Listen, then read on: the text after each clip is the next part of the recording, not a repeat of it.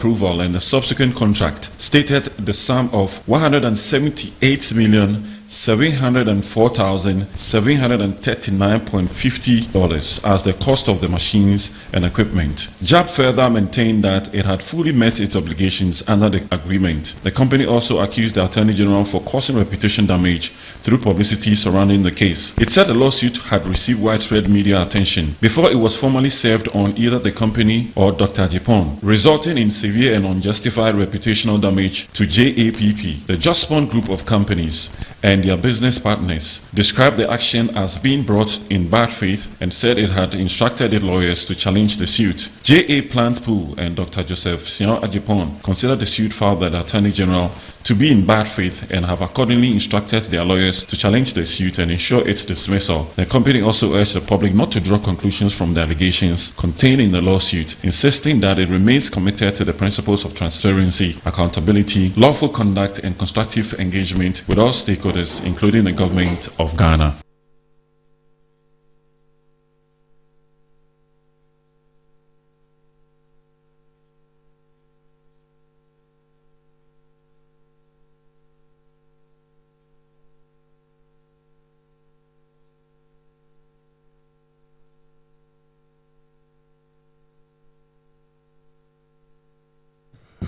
And away from that, chiefs and people of Huniso in the Tarkwa Insuayem municipality have appealed to President John Dramani Mahama to renew the mining lease of Goldfields Ghana Tarkwa mine when it expires in 2027. According to them, the mining company has played a significant role in the socio-economic development of Huniso and surrounding communities.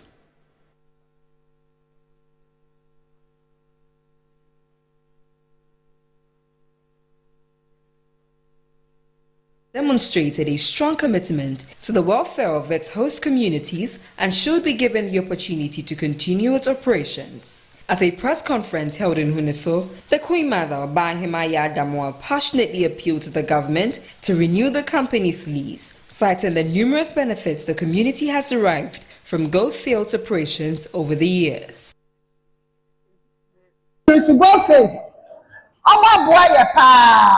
Tetema ya wahanu minyini bebre na nsu yehu se yekro huni so awodua tapa to Pristia na ye ne kwan bia na ye huni so dia ye twa kire nimu no na ye fa fom firi huni so ha e de ko Samawu ne yakofaka na so emetu me a go face fo nsesa ba ya yetume dali ani Adima go face for abrofu mombedi so.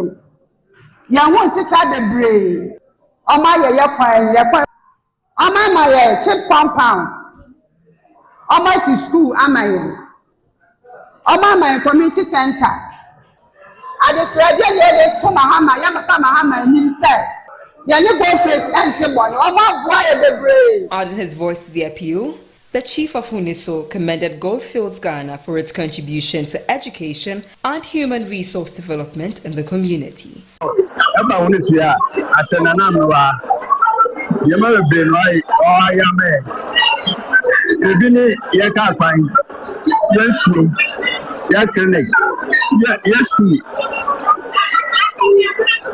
community center year more say.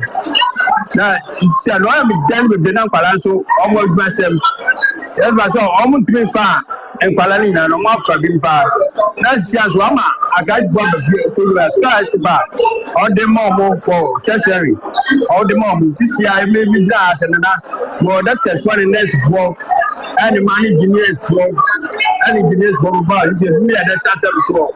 Office. The people was a office ban. All my micro had to go. Some community members also added their voice to the call, citing many developmental projects, while they believe Goldfields needs to continue. Now, I'm Goldfields in some year by no yata tibe I won't cry. I am penny for me, I catch up by say, Mamma renew on lease in my home. Now, Tia mobile from her, the Mamma Behui, say Goldfields is a young renew a more. Next coming years, so the other you put away by my appeal to the government. To sign the contract for the Goldfields because of what they are doing to the community. They do a lot one I can't mention about it. So now, if you go to other areas when there's not a mining communities, they are suffering even to get access to their community. They are not finding it easy. But here, through Gophers, we have a route. School is here, we have a team compound, maternity ward, everything, even the mechanic go home. What we are telling the Gophers contract is that they have done a lot to us. If the media man, if he can testify, we have schools here. At first, he wasn't having a better school, but now they have built a nice school for us, and the maternity ward and the clinic that now we don't go to Tapa for treatment, medical treatment. Community members testify that the impact of the company's educational investment can be seen in the increasing number of skilled and educated young people emerging from the area. Let's turn our attention now to road contractors, as road maintenance contractors across the country are threatening to stage a protest at the Jubilee House over 6 years of unpaid arrears, warning that the delays are undermining their operations and could affect efforts to prevent flooding during the rainy season.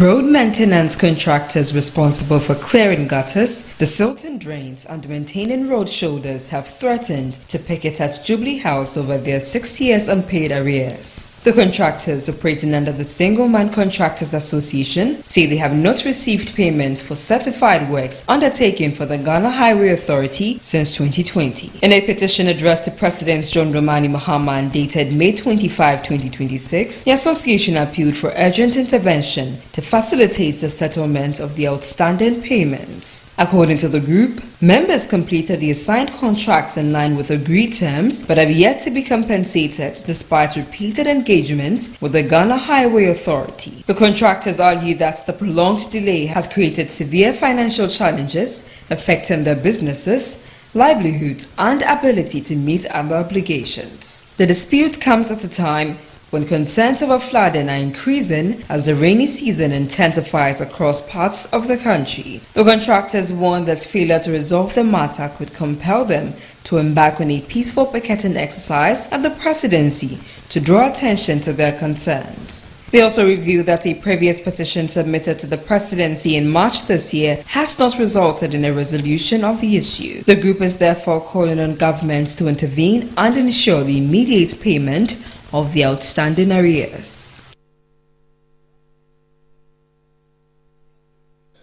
And in other stories, Zoom Lion Ghana Limited, in collaboration with NADBO Ghana, has launched their No Do No Do campaign, a flood management awareness campaign in Accra aimed at addressing annual perennial flooding in the capital. My colleague Eko Sechisaki has joined us, and there's more on this.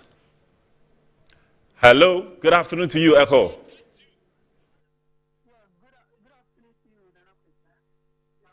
I am honored to welcome you on behalf of Zoom Lion again as we collaborate with NADBO to launch the No Do No Do campaign this morning. Today is the 2nd of June, and we know what June brought to Ghana, so it is significant. No Do No Do sends one clear message: don't dump, don't block, let water flow. Indeed, the drains have to get the water flowing, so don't block them. Every rainy season, we see same stories: drains clogged with waste, streets flooded, and communities are at risk. This campaign is our joint response. Zoom Lion brings its waste management expertise, and NADBO brings its disaster prevention mandate. And together, we are raising awareness about the dangers of dumping waste into drains and encouraging every Ghanaian to take this as his or her own responsibility for proper waste management. Our goal is simple. Keep the drains clean. Keep your community safe. Flooding is not just a weather problem. It is a problem that we can solve once we put ourselves to changing our attitudes. To our stakeholders here today, our participation strengthens this message. When government, private sector, and communities speak with one voice, we move faster from awareness to action. Let us make no do more than a slogan. Let it be a habit that saves lives and protects livelihood. This rainy season and beyond. All right, so the campaign is No Do, and my colleague Eko Sechisaki is on Zoom, is going to talk to us about that. Good afternoon to you, Eko. Good afternoon, Nana Kwesi. All right, good to have you this afternoon. Can you tell us the state of affairs concerning the No Do awareness campaign? Yeah, so the official launch of the No Do campaign, which is intended to ensure that we have very clean drains in order to avert the unfortunate flooding situation that hits the nation, particularly the capital during the rainy season. So today at the official launch, we witnessed some high-powered dignitaries from both Zoom Lion Ghana Limited and also the NADMO Ghana as well. And we also saw members of the Just Point Impact team. Is more or less like a social media wing that will be actively playing a role in order to ensure that this particular campaign becomes a success. So what the campaign is seeking to do clearly is that unless we don't witness the unfortunate situations that will be seen during the rainy season, we also have the scars of the unfortunate June 3rd disaster that rocked the nation some years ago. And so these are efforts. It's a coordinated and also a collective effort to ensure that some of these occurrences are being averted in the future. So we will be seeing a lot of social media campaigns where there will be school activations, where the team will be visiting some schools to sensitize students and also some community engagement to sensitize community folks to ensure that they don't dispose their domestic waste into the drains. And we know that often what causes this flooding is our drains that get choked often. So this is a 12-week intensive campaign. There are some of the activities that have already started. There will be deployments of waste bins as well. I have with me one of the key partners in this particular campaign, that is the regional director of NADMO. I've spotted him right here. Let me walk closer to him to engage me on what NADMO is actually going to do, the critical role that NADMO is going to play when it comes to this particular campaign. It's going to be, as I indicated, a 12-week intensive campaign. Sir, good afternoon. You're live on Metro Television. Good afternoon.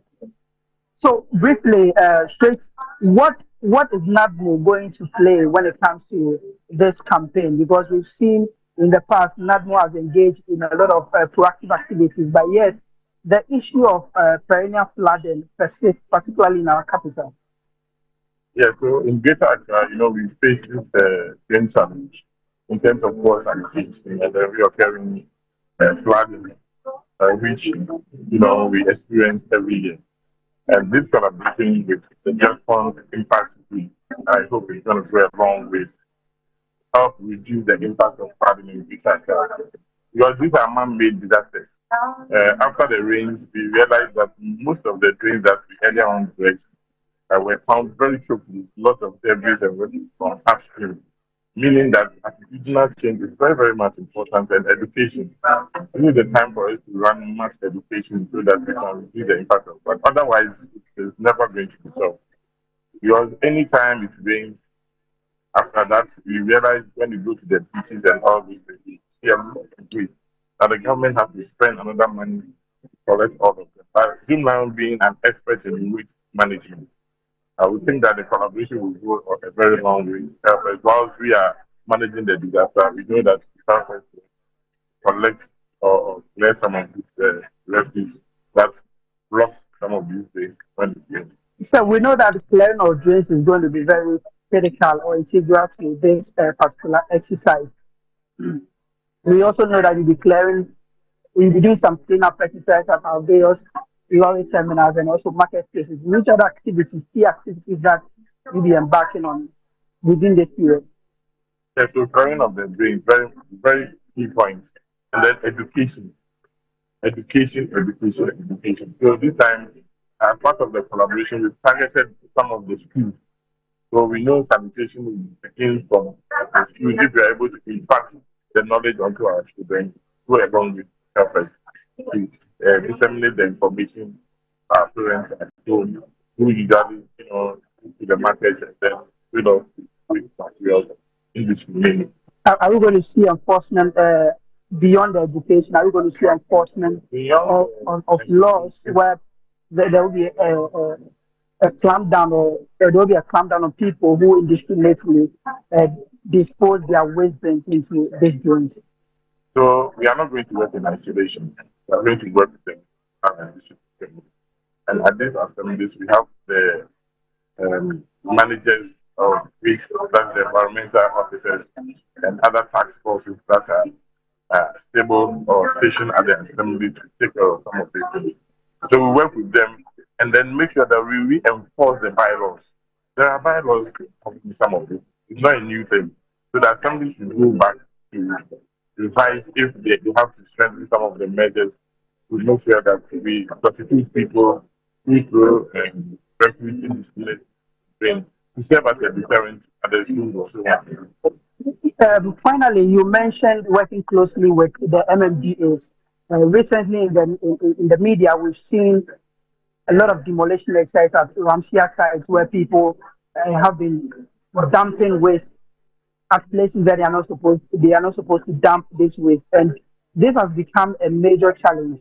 Not just building in waterways, but in terms of the dumping of waste. A classical example is what is happening currently in Wager. What is NADMO doing about it currently? Because if not addressed immediately, it has already caused a lot of harm. So this is a shared responsibility. NADMO cannot do it all by itself. So actually, it has become a national security issue. So it's good not just on impact of and together with us, together with the municipal assembly, together with our chief, Gamlan was giving out the one operating the refugee camp by the chief. We were able to educate our chiefs and let them know Ramsar sites are not supposed to be developed for any waste kind of waste management or to undergo any kind of payment. Because apart from its uses as a Ramsar site, it also serves as a retention center to hold the water whenever there is flooding or overflow of flood water before gradually it feeds into the sea. But what do we see? Because of those activities going on there, whenever the water gets there, it blocks. And once it backs up, it expands on the communities. So it's a shared responsibility. We must all come together to do it. NADMO alone cannot do it. Just one alone cannot do it. Government, we are the government. If we want to make a better Ghana where we will be happy, we should all come together to fight this message.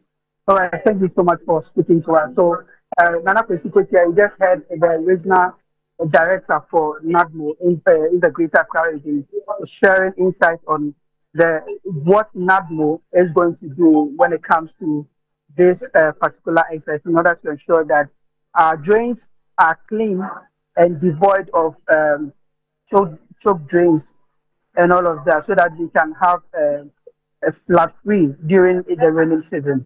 We'll be monitoring closely with regards to the development of this campaign, and we'll bring viewers up to speed on that. So for now, Kwesi-Kotia, that is what I can report, and that is what I can tell you with regards to the official launch of the No Do No Do campaign. All right, thank you very much, Eko Sechisaki, and that was my colleague updating us on the No Do flood awareness campaign. And in other stories, some youth at Barakesi in the Ekwima, Nyabieja, North District of the Ashanti region, have protested the movement of the 24-hour economy market from the district capital Barakesi to Asofia, a community which already has 3 markets. They are threatening to block all access routes to the waste dumping site in their community if the market is not left at its current location.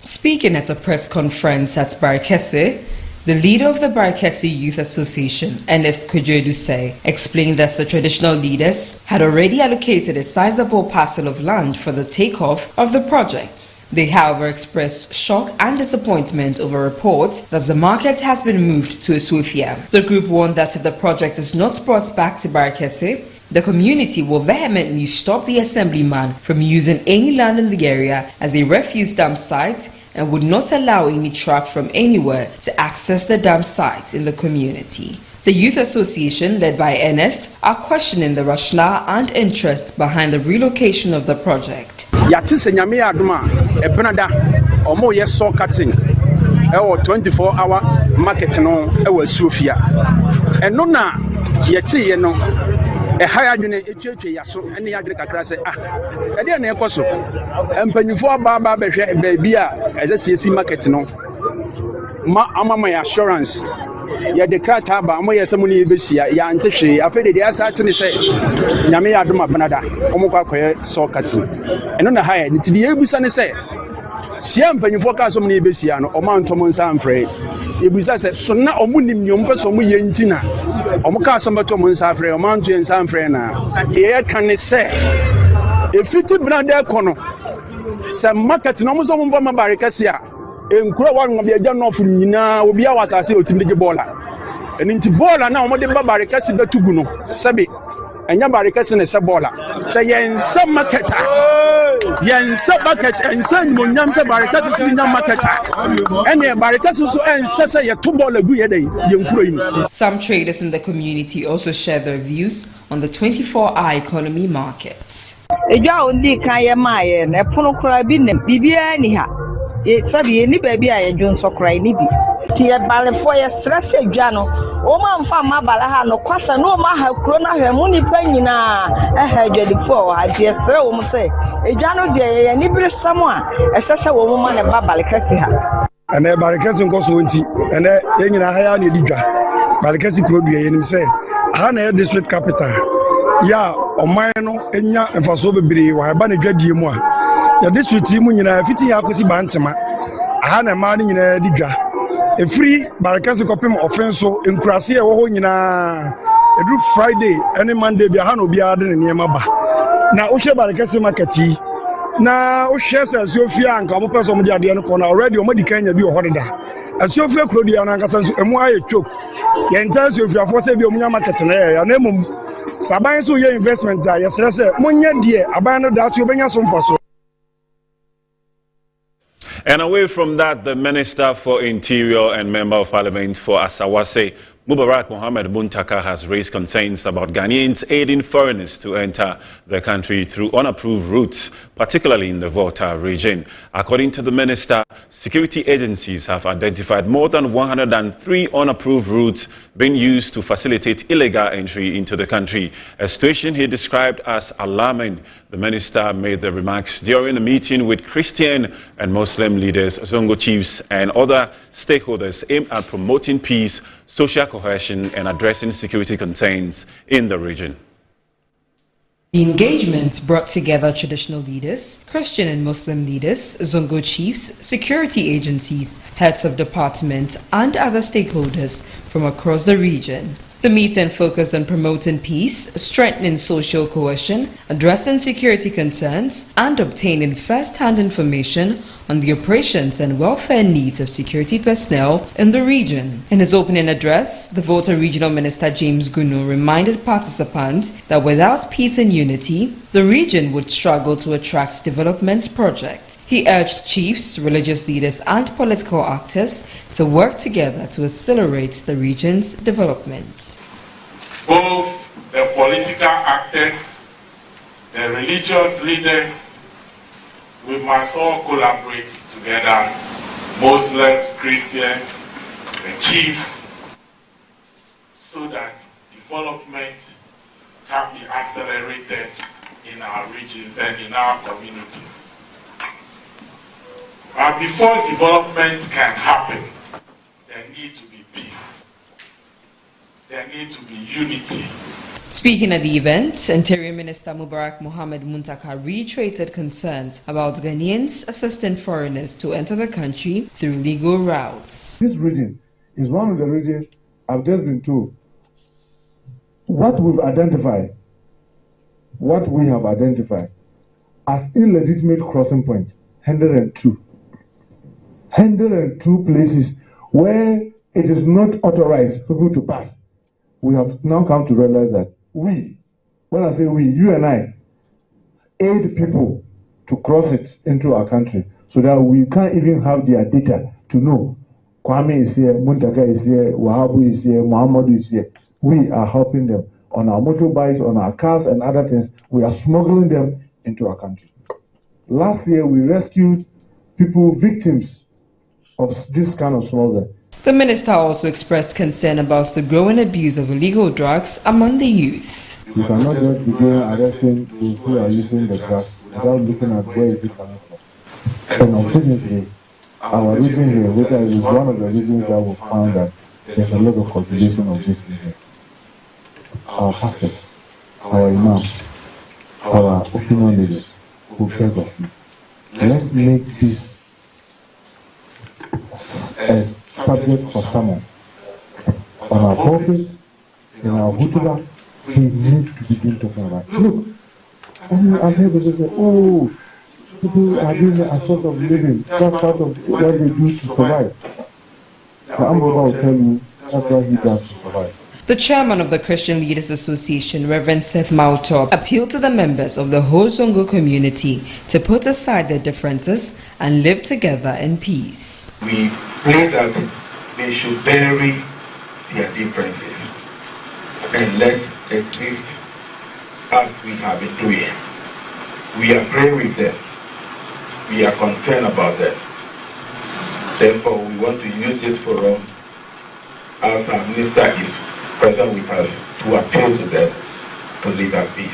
The whole Zongo chief also urged politicians to refrain from interfering in Zongo leadership matters, stressing that such actions are necessary for lasting peace in the community. The minister and his entourage later paid a courtesy call on the Asogli state to officially announce his presence in the region.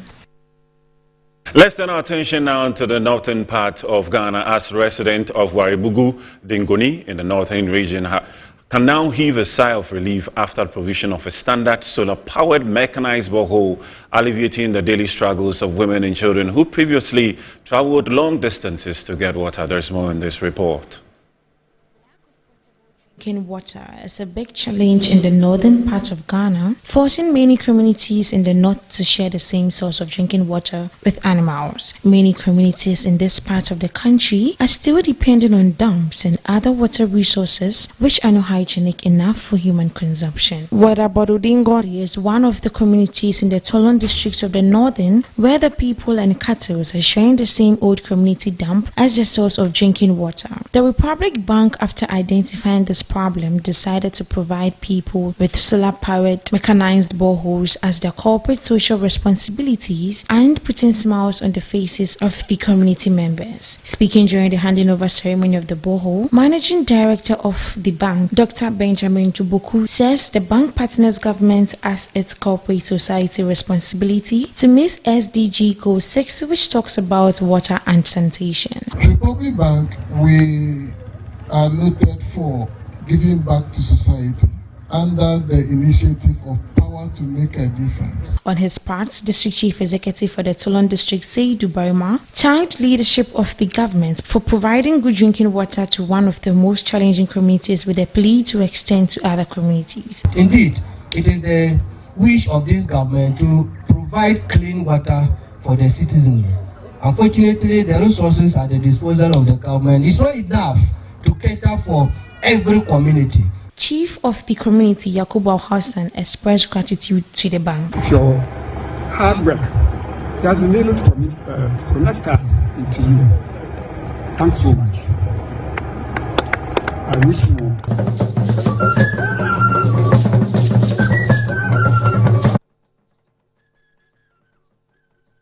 And away from that, and as part of activities marking its 65th anniversary, the Ghana Institute of Management and Public Administration, GIMPA, has inaugurated a Center for Technology for West Africa. The facility, officially opened by the Chief of Staff, is expected to promote innovation, digital transformation, research, and capacity building across the sub-region. Dignitaries from government, academia and the technology sector gathered at GIMPA's campus for the commissioning ceremony. The center forms part of efforts to position Ghana as a hub for technological advancement and digital skills development in West Africa. Speaking at the event, officials highlighted the importance of technology in accelerating economic growth, improving public service delivery, and preparing young people for the demands of the digital economy. The government of President John Dramani Mahama recognizes that in the 21st century, a nation does not invest in knowledge production, it invests in a nation that surrenders to technological objectives. We cannot build a Ghana we want, a Ghana that is digitally enabled, economically diversified, and globally competitive, without strong decisions that generate relevant research and train the leaders who will implement that research. The center is expected to foster partnerships between academia, industry, and policymakers to address regional development challenges through technology-driven solutions. Professor Samuel Kwekubunsu is director of GIMPA. We've been working together with the University of Electronic Science and Technology of China for the past 8 years or so, maybe 9 months. Working together on research, organizing joint conferences with a focus on public service governance and leadership. We organize an annual workshop and conference, ISWAS we call it, which is the International Symposium for West African Studies. We were initially in partnership with other universities in Ghana, but the focus in the past few years has been at GIMPA. And we're very proud of that partnership. Now, what we are doing this year, what we did today was an escalation, so to speak, of the relationship that we've had. We are now working with UESTC to set up a digital hub as a central point for collecting data and information about governance across the continent. The inauguration of the Center for Technology for West Africa is one of several activities lined up to commemorate GIMPA's 65 years of contribution to leadership, governance, and public administration in Ghana and beyond.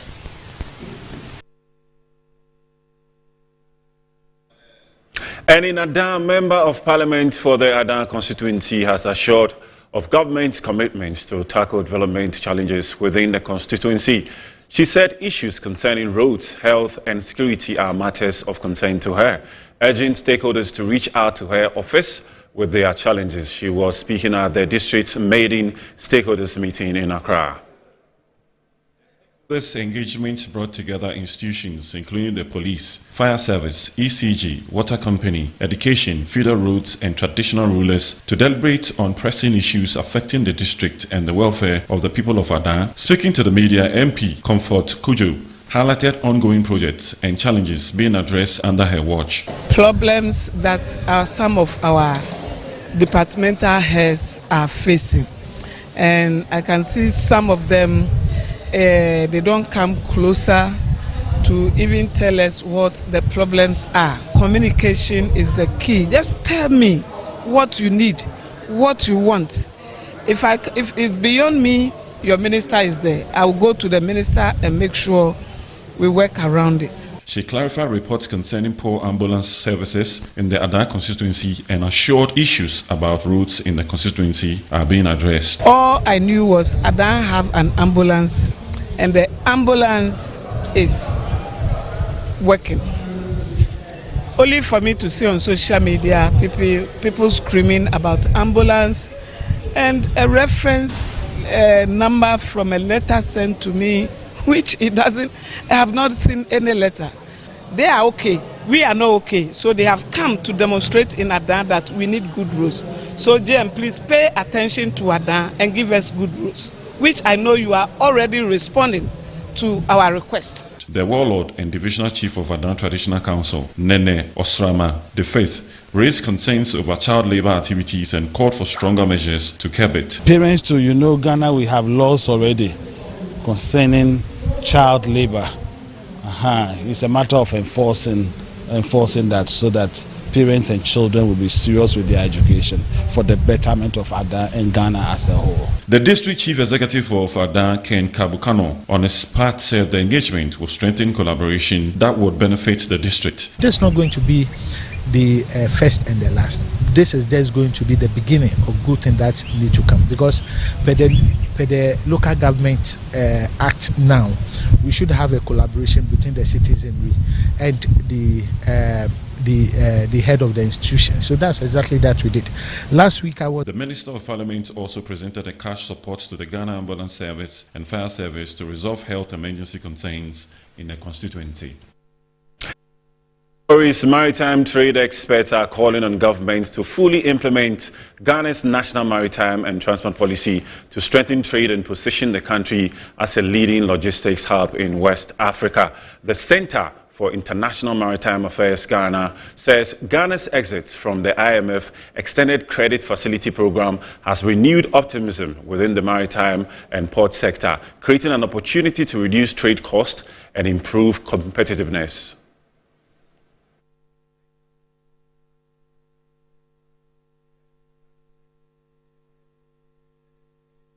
In business. According to the think tank, the reduction in the VAT build-up rate from 21.9% to 20%, coupled with the removal of some taxes, is expected to ease pressure on businesses operating within the maritime and transport sector. Executive Director of CIMAG, Albert Derrick Fiatu, says Ghana's exit from the IMF program signals renewed microeconomic stability and growing investor confidence. He explained the development is expected to bring relief to shippers, freight forwarders, and port operators through reduced operational costs and improved business conditions. Even under the program, before the exit, some of the nuisance taxes were taken off. And I will say, as an industry person and watcher, that the removal of those obnoxious taxes and some of the good measures put in place under the administration were some of the things that culminated into we getting where we are now.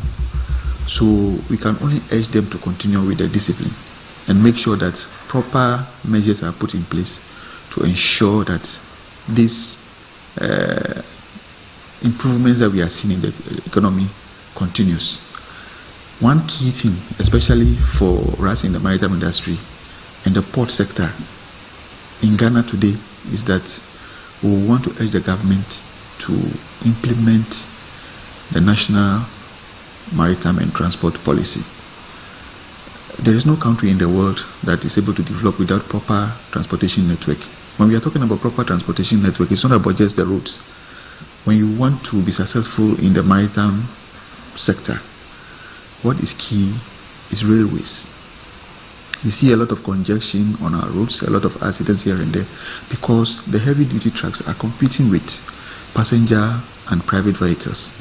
And that is not helpful. It doesn't work anywhere in the world. He, however, stressed the need for governments to prioritize the implementation of the national maritime and transport policy through massive investment in the transport sector. He expressed concern over Ghana's heavy dependence on road transport and called for the adoption of an efficient multi-modal transport system through strategic investment in rail and inland water transport to support maritime trade. He expressed concern over Ghana's heavy dependence on road transport and called for the adoption of efficient multi-modal transport system through strategic investment in rural and inland water transport to support maritime trade.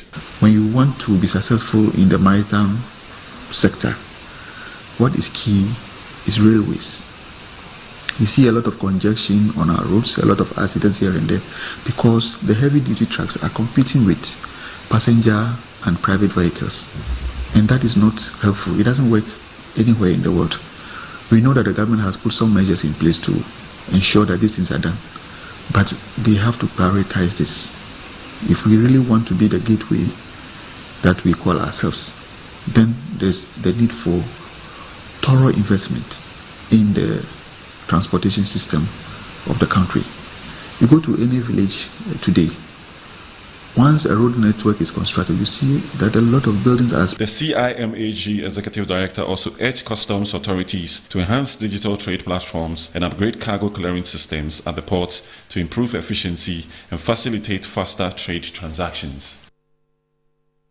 Away from that, the Youth Empowerment Consortium has called for the emergence of a new generation of action-oriented young leaders, emphasizing that Ghana's sustainable development depends on individuals who can transform ideas into practical solutions. The call was made during the induction and swearing-in ceremony of participants under the Youth Empowerment Consortium governance program. The swearing-in and inauguration of the Youth Empowerment Consortium involved the induction of 170 newly elected youth members of parliament and cabinet ministers. Chief Executive Officer of the Youth Empowerment Consortium, Edward Marfo, explained that the program serves as a simulation of Ghana's governance system to train future leaders who are passionate about governance and political leadership. We cannot pinpoint the problems that we have in our nation, but we need actors who will implement critical solutions towards our nation's development. So one, we are raising leaders who are known for their responsibilities in action. Again, leaders who are known for their integrity in character, individuals that are known for their compassion in outlook as they support others, and their quest also for excellence in programs and projects execution. Deputy Director of the Catholic Health Service Trust, Dr. Lawrence Ofosu-Ajari, urged the youth members of Parliament to be responsible and transparent with their constituents. We are in a digital world, we are in an AI world, and also now we have a population that has high expectation for delivery. And we also have a population that has low tolerance for poor performance. Some of the youth members of Parliament spoke about the training program. So I find every space like this, of which the Young Consortium has given, to be a very enriching avenue to enrich myself, thus develop myself personally, and also learn, an avenue to learn, so that I don't make mistakes of which we want to rendish. I have been involved in numerous leadership positions, and I felt it's just not enough. In Chi, they say, so I feel I still need to build enough capacity to align myself with contemporary times. The YEC governance program forms part of the consortium's broader efforts to equip young people with leadership competencies, governance experience, and practical skills while promoting active citizenship and meaningful youth participation in national development. And that's it for the afternoon news. My name is Nana Kwesi Kwetia. Good afternoon, Ghana continues after the break.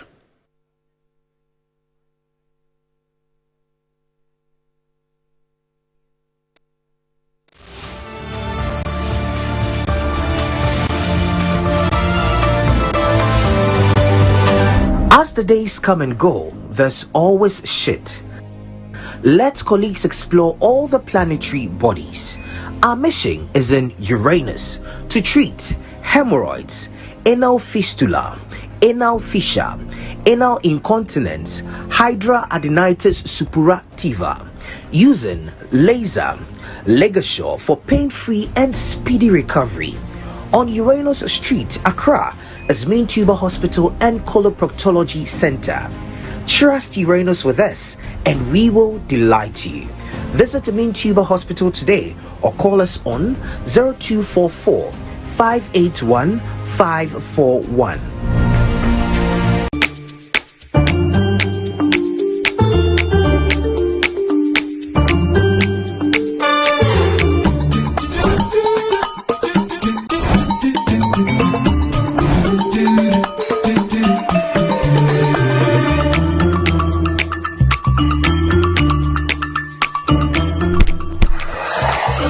Hey buddy, it's me Azar. Yeah, me now they see. Hey, you look fresh. Hey, hey. With your label today. Wait till you see what's inside me.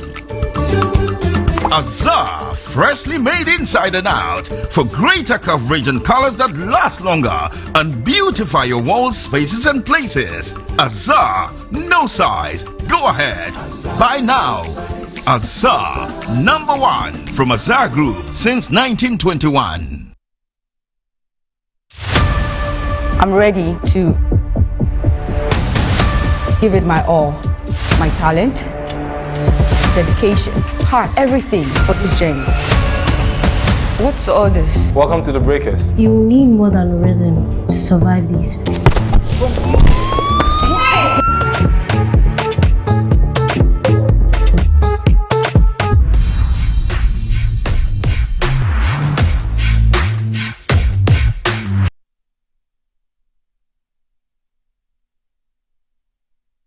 Your world, your stories, your moment. Welcome to Metro TV.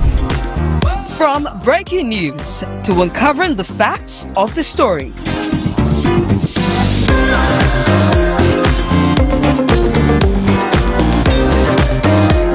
Breathtaking events, mouth-watering trends, and unstoppable entertainment, all in one place. From the banks and corporate institutions to shows that tell you all about the economy. Checking your pulse and keeping a steady heartbeat. Stories of love to blockbuster drama. From crazy fans and heart-pounding sports, we bring you shows and events the whole family loves. This is Metro TV, where every moment matters. Metro TV, insightful and inspiring moments.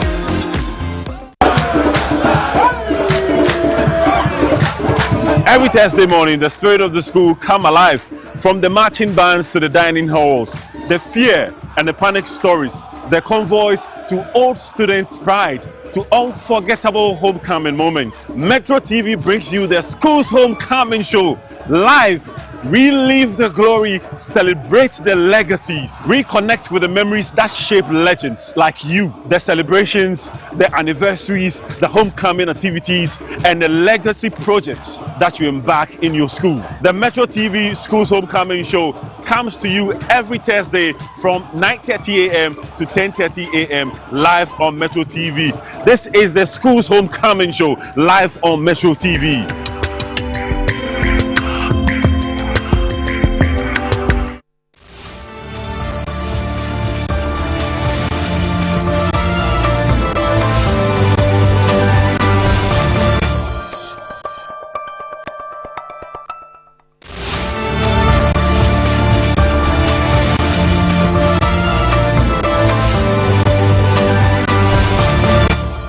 It's the 2nd of June 2026, Tuesday, and welcome to Good Afternoon Ghana here on Metro TV, and we're on till 2 p.m. as always.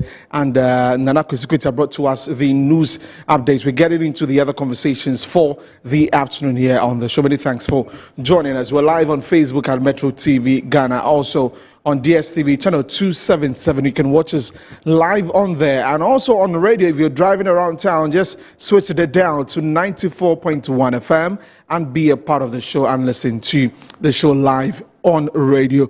Well, I am sure that you know that the Black Stars 26-man squad for the World Cup is officially out, and today there's a game against Wales later in the evening. We'll be talking about that on the show. As you know, we've got into June, and so we are also on with the World Cup that is coming up. And of course, we have 35 matches to show to you this summer, starting from June 11th. So please make sure that you keep it locked right on Metro TV, Original TV, and also Original 91.9 FM for all the updates on the World Cup conversation. We'll get into that later. But for now, we're getting into a conversation about a program that is coming up, and it's actually an exhibition, and we get to talk about that to understand what exactly this exhibition is about. And joining me in studio is Ira Adepa Adiepena. Yeah, she's joined me. She is Communications and Marketing Officer for the Black, Red, and White exhibition occasions, right? So we're going to get into the details of what this exhibition is about and even get to know about occasions, what they do, and all of that. So let's get into the conversation with Ira Adepa Adiepena. Ira, welcome to Good Afternoon Ghana. How are you doing? Right. I'm also happy, because the Black Stars listeners, I don't know if you've been following the Black Stars, but not really. Not really. I was going to ask which player do you know now in the Black Stars? I know many of you say there are lots of new faces.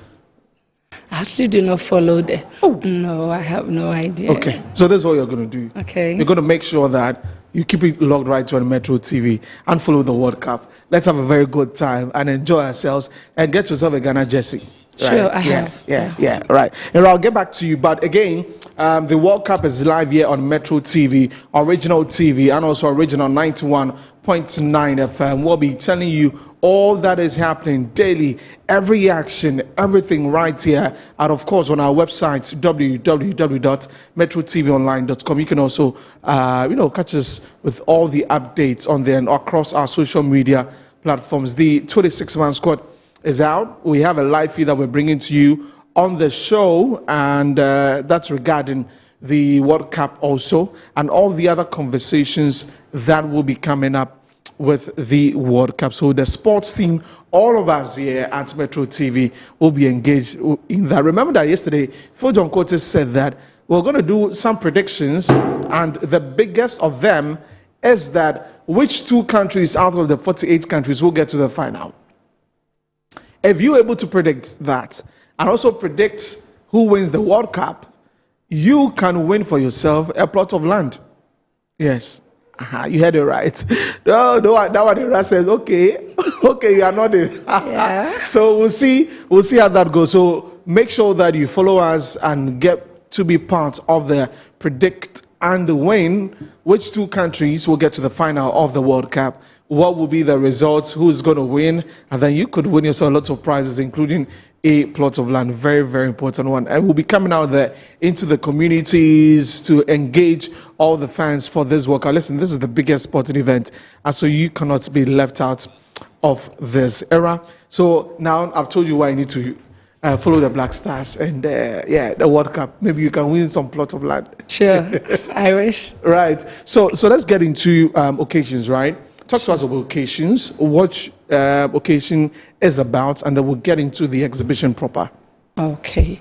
So TDV occasion. TDV stands for The Domain Ventures. Okay. And we have an event which comes up every year.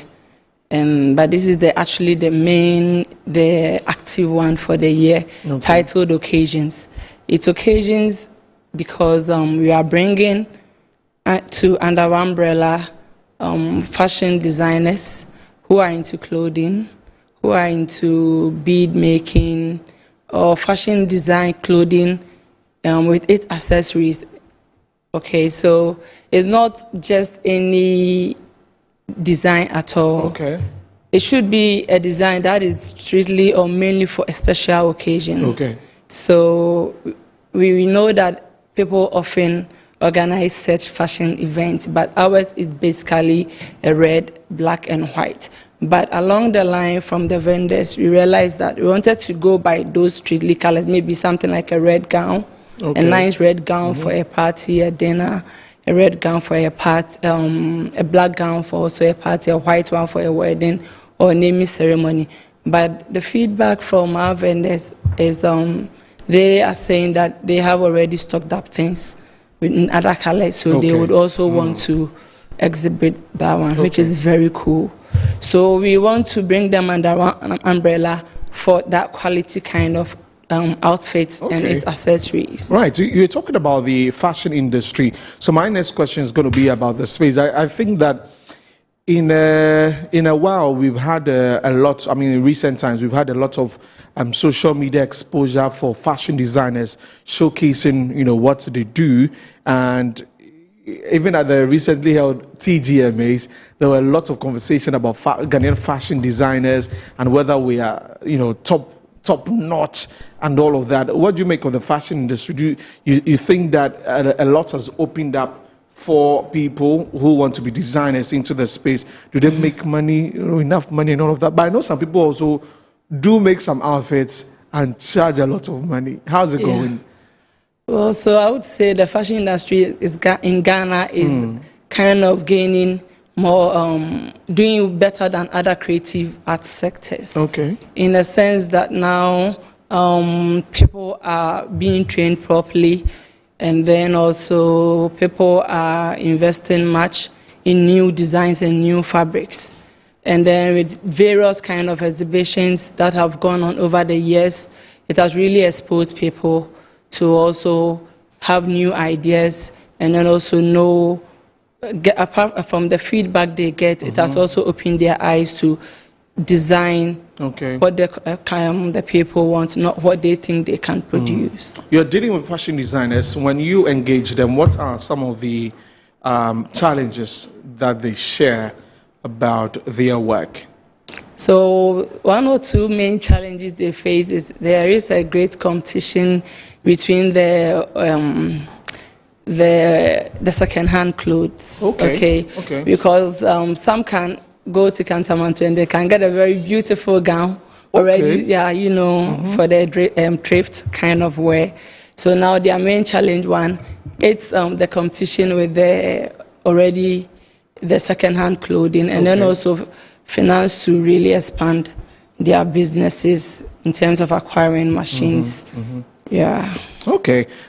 Well, that's a legitimate concern, though, because if you could just step out and get, a second-hand outfit, thrifts, and then it's going to cost you less, you'd go for that. But again, there's something that comes with originality, and that is where I believe the fashion designers or the industry needs to hold, the originality, the concept of any outfit that is made. It relates with the client and all of that. So it's a good thing. But you're talking about finances also to open up the space. There are also a number of schools that are springing up to help with hands-on training for some of these women who have passion in the fashion space. But of course, there could be more from governments. In fact, when we talk about creative art space, it is a very key part. But we also get to talk about only music, we talk about dance, and we sort of leave out a number of the things that we do in the arts. So definitely you'd want government to really look at that side. Sure. Yeah, very, very important one. So this year's event, is there a theme for it? Is there any idea that you're putting behind it? So the theme is the occasions, because we are not doing the normal casual wears, So we hope that whatever will be exhibited on that day, which is 26th to 28th of June, we would want anything purchased on that day be in a form of a particular class, We believe that it's high time people, take good care of themselves and wear the quality. People work for money, and then at times they refuse to take care of themselves. So we want a different kind of fashion exhibition that have gone on all over the country for some time now, over the years. So ours is strictly or specifically for special occasions. So we hope that whatever someone purchases on that day, it should be whatever someone purchases on that day, when the person wears that particular thing and gets to a crowd or whichever event, the person should stand out from his or her outfit and its accessories. Yeah. And so what kind of people are you looking at to come out for this event? Well, we are not exempting anybody out, but we are looking at people who are ready to spend on themselves. Who are ready I like that. Ready to spend on themselves. Yes. That means that you should come there. Yes, even if it is one thing that you can buy, and then whenever you take that thing over the years and then look at it, you'll be proud that you purchased this thing at occasions, and we even hope that you even hope for the next one to happen for you to come and do another pick again. Okay. So anybody who wants to spend on themselves, please, you're invited to this event to come and have fun, to come and see styles. In fact, when you do not go out, when you take a lot of ladies, and I can count the ladies here, you will see a lot of screenshots on your phone about fashion ideas and all of that. If you step out for this exhibition, I'm sure that you could see some of them and you definitely love them. How does anybody get to be part of this?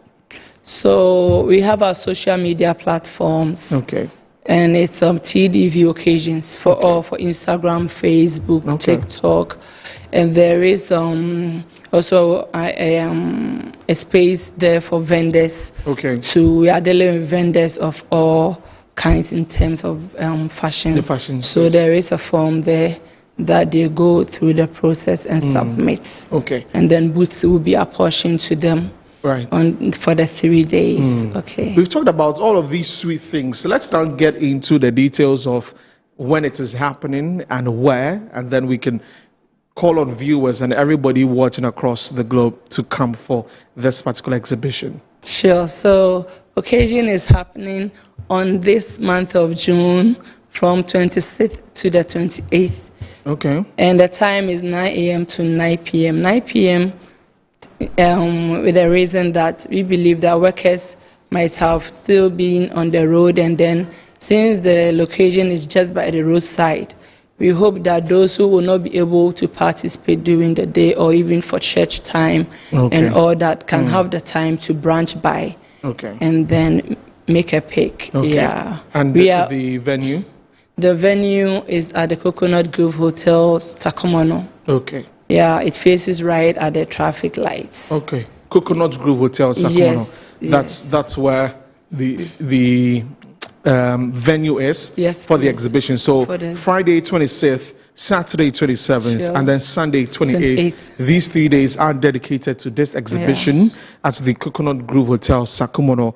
Come and be part. Please take note, it's Sakomono. Don't go to the other one around this place. If not, you will lost. Please, the venue is Coconut Grove Hotel at Sakomono. If you're a vendor, you can get onto the social media platforms and be part of this. Get a form and then be part. But the one we are talking about, lots of vendors will come. Do you have enough space to accommodate Yes, we have a lot of spaces for them. It's a very big yard. And one amazing thing is we understand that June 14th thereabout is the football the World Cup season. So we have plans to mount you would be showing the World Cup there also. So that people would not miss, because we love football and people might use that one as an excuse not to branch by. So we'll be mounting the screen there and we expect people that makes sense. So come buy some outfits, buy some, jewelries and all of that, and then bags, shoes, sip on a drink and watch the World Cup. There will be a full lunch too there that you can nibble on whatever you want to do. That makes sense. This idea.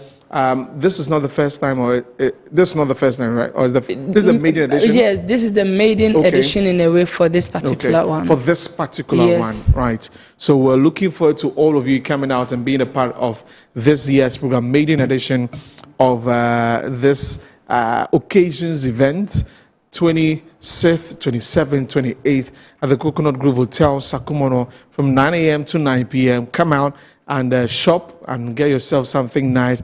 And please, for the ladies, we beg you, please go there and buy something nice for the guys. It's not always that we will go and buy something nice for you. You to buy something nice for us on that day. Any final thing you want to add that we can wrap it up? So my final words will be, we expect everybody to pass by, at least whether you have the intention to buy or not, at least just to have a feel of the whole program or the event is like, and then we expect everybody to be there because we are dealing with top-notch designers, and then we hope that people will be satisfied with whatever they will come and see. With the kind of gowns I'm already imagining in my head and other outfits, it's going to be amazing. So thank you very much, Ira Adepa Adiepena, for coming, Marketing and Communications Director for the TDV occasions happening this month from the 26th, 27th, 28th of June at Coconut Grove Hotel, Sakomono, 9 a.m. to 9 p.m. Come and be part of this. Let's have a good time. Let's empower all those in the fashion industry, in the fashion space, because at the end of the day, we all wear something, right? And then we have a lot of people who put them together, and we need to support them and help them out. And so that's why Ira Adepa Adiepena joined me on here. I wish you the very best, and then we'll be keeping tabs on that. Right, you're still watching Good Afternoon Ghana here on the Metro TV. We're taking a break. While we come back, as I mentioned, we'll be taking a look at the Black Stars squad, and we have a live feed regarding the FIFA World Cup also coming up here on the show. So stay with us. My name is Desmond Okrekudan. We'll be back shortly.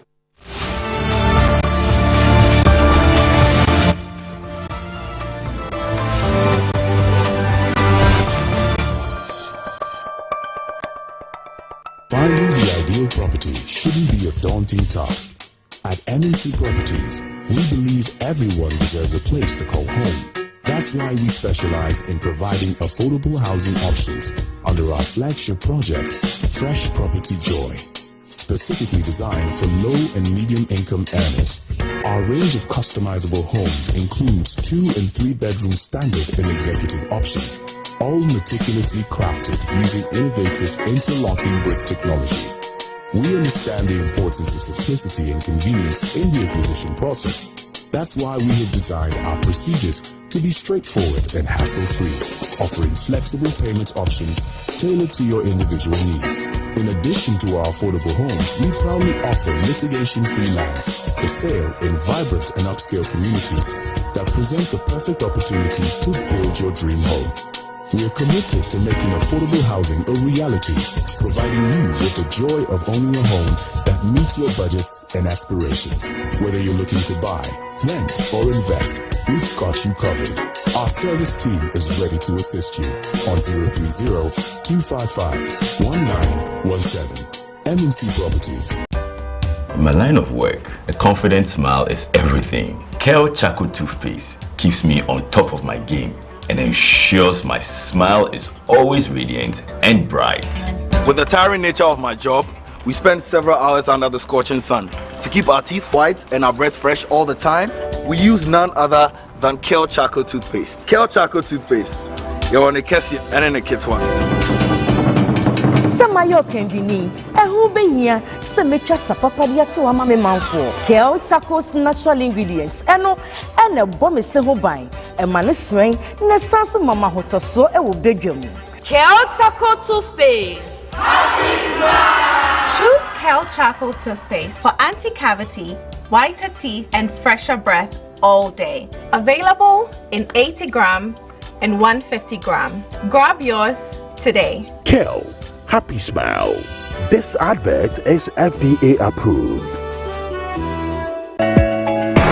This Easter, Estate Masters Limited is giving you more reasons to celebrate in our extended Easter promo.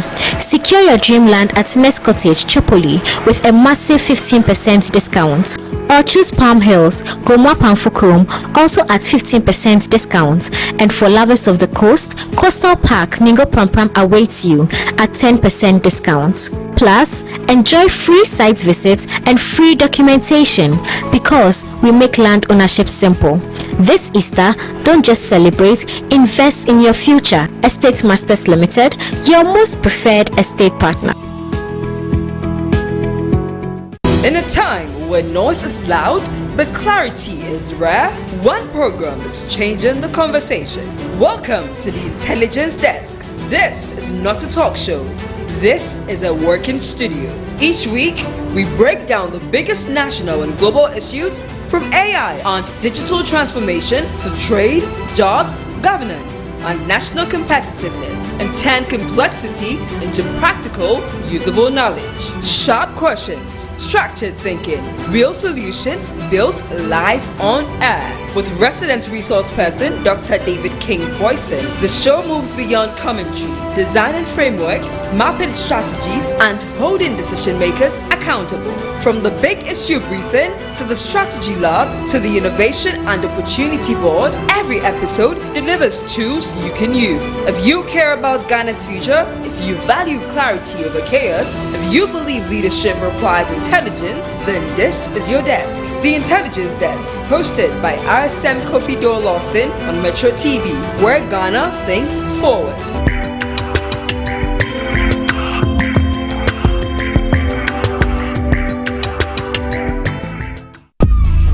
What was all this drama of coming to my class late today? I told you I'm pregnant. What are you doing about it? I said, Abado, why make up so? Hey, what police will be teaching you? Shall we Phoebe? Shall not say I pass our bravo?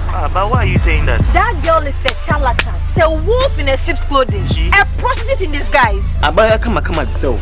Na bla ubo college mu ha eye. My friend said if she come and come, since I'm pie, don't come and spoil my spiritual mood for me. But you the other time the running way, Charlie, I take come no you chop running. My food no. Do you know how hungry I was that day? For no say if you running there. If I bring them for no. One more thing, I will embark on a project like 1 boy, 3 girlfriends.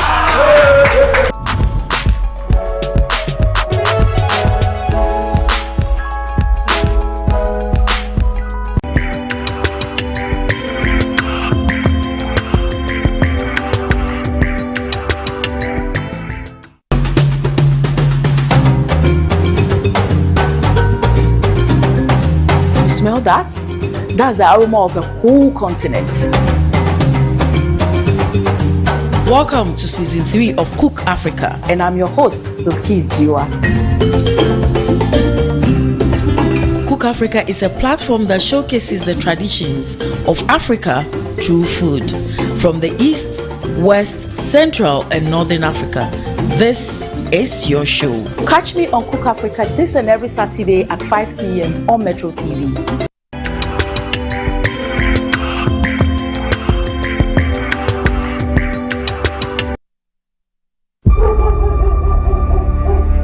Can I ask you something? Yes. Go on. Can you stay away from Patrick? Salut bébé. Comment tu vas? Abiku, I don't speak French. Hey, that boy had the audacity, the effrontery. Have you eaten? Sometimes I wonder if really he's your son. Mr. Gray is calling you. Jesus. Once your friends are busy learning, you are here watching series. I don't want to destroy the love I have for you. Wait. Since when do you start having this affection for her? Oh, okay. See, your head like silver. You want Nora. But how? My legs no more.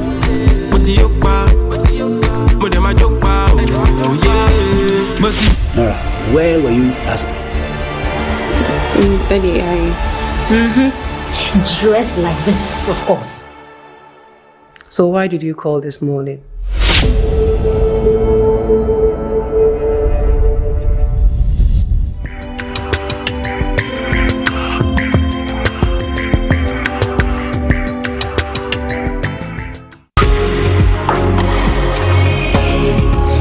From finding your dream home to building a legacy for your family, the Homeowner Show has been your trusted guide. How sure are you what you're getting is the right land? And it has to do with searches, land commission, checking social planning authority, checking everything to make sure that what you are buying is not a problem or a challenge prone transaction. The stress of even not owning a house and constantly coughing up to rent is a big issue. Join me, Hannah Atiasi, and my distinguished panelists as we delve into exciting conversations. Season 3 of The Homeowner Show, every Saturday at 6 p.m., only on Metro TV. Don't just own a house, build a legacy for your family.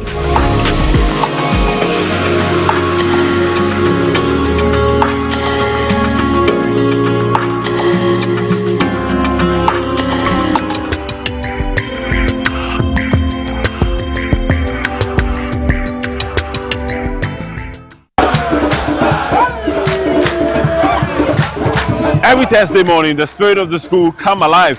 From the marching bands to the dining halls, the fear and the panic stories, the convoys to old students' pride, to unforgettable homecoming moments. Metro TV brings you the School's Homecoming Show live. Relive the glory, celebrate the legacies, reconnect with the memories that shape legends like you. The celebrations, the anniversaries, the homecoming activities, and the legacy projects that you embark in your school. The Metro TV School's Homecoming Show comes to you every Thursday from 9:30 a.m. to 10:30 a.m. live on Metro TV. This is the School's Homecoming Show live on Metro TV.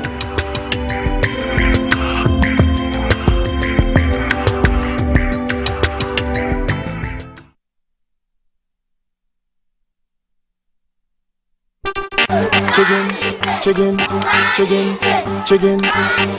Yeah, you know what to do. Parents, guardians, your Saturdays are about to be beautiful, exciting, and entertaining on Metro TV. You are going to enjoy what is called massive home entertainment with funny face. I am back again, children. We are about to celebrate in your schools. We are about to dance in your schools. We are about to do everything we'll do in your schools. You will enjoy, I will enjoy, neighbors will enjoy. Everybody will enjoy. Children, be ready. We are going to do chicken, cow and chicken, cow You just flap your armpit, open it, flap it, open, flap. Yeah. You see me in your school, you just open your armpit and you flap it. Chugging, chugging, that's all. You know what to do, my brother. Time with the Children's President, coming soon on Metro TV. Can you imagine? As that day, I think he was actually planning to have intimate with me. As usual, it's hectic. But wait, you know I cannot wait to be promoted, Mom. You know me, I get black belt, so nigga don't fuck with me. Hey. Nigga don't fuck with me. Bro, I go fit sound you for him. Hey. I am not joking at all. See, can't think about protocol. See, you sick of can you never act Mr. Gentleman, Mr. Gentleman. Make no fool class. You can equally carry all the money in her room and they will not touch a pinch of her hair. What's going on between you and Pasolu? You will find out when you get to the dining. I have fallen for you down flat. How long is it taking you to open the door? Is that a condom? No, it's chocolates.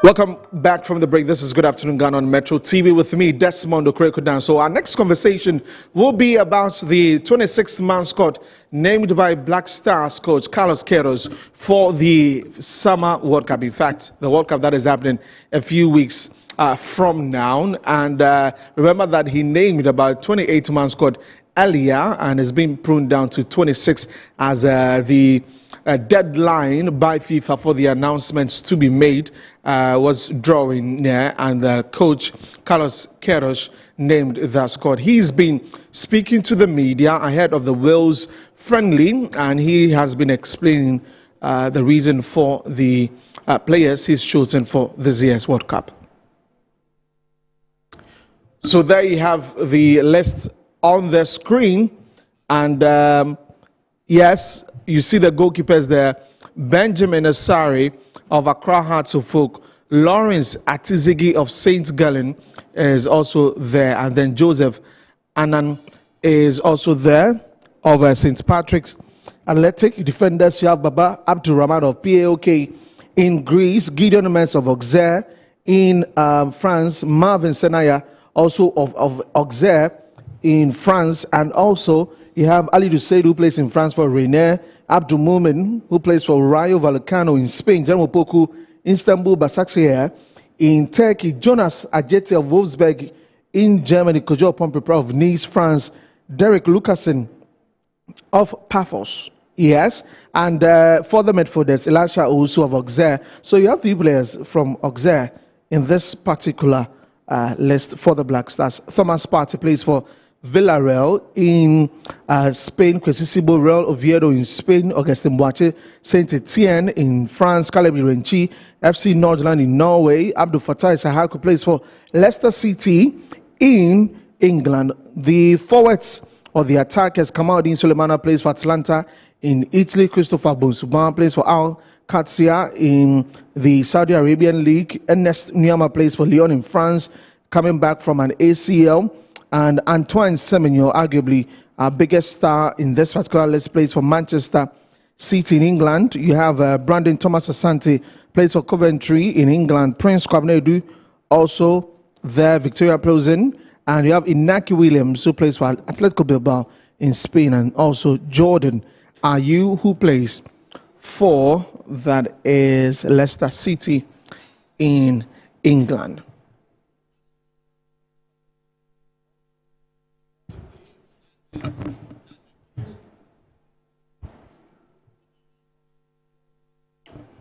Right, so that's the list. 26-man squad named by Black Stars coach Carlos Queiroz. We're crossing over to the Alisa Hotel where there is a pressure on the Commonwealth Games, and we have that feed coming through. Let's take that and we'll be back.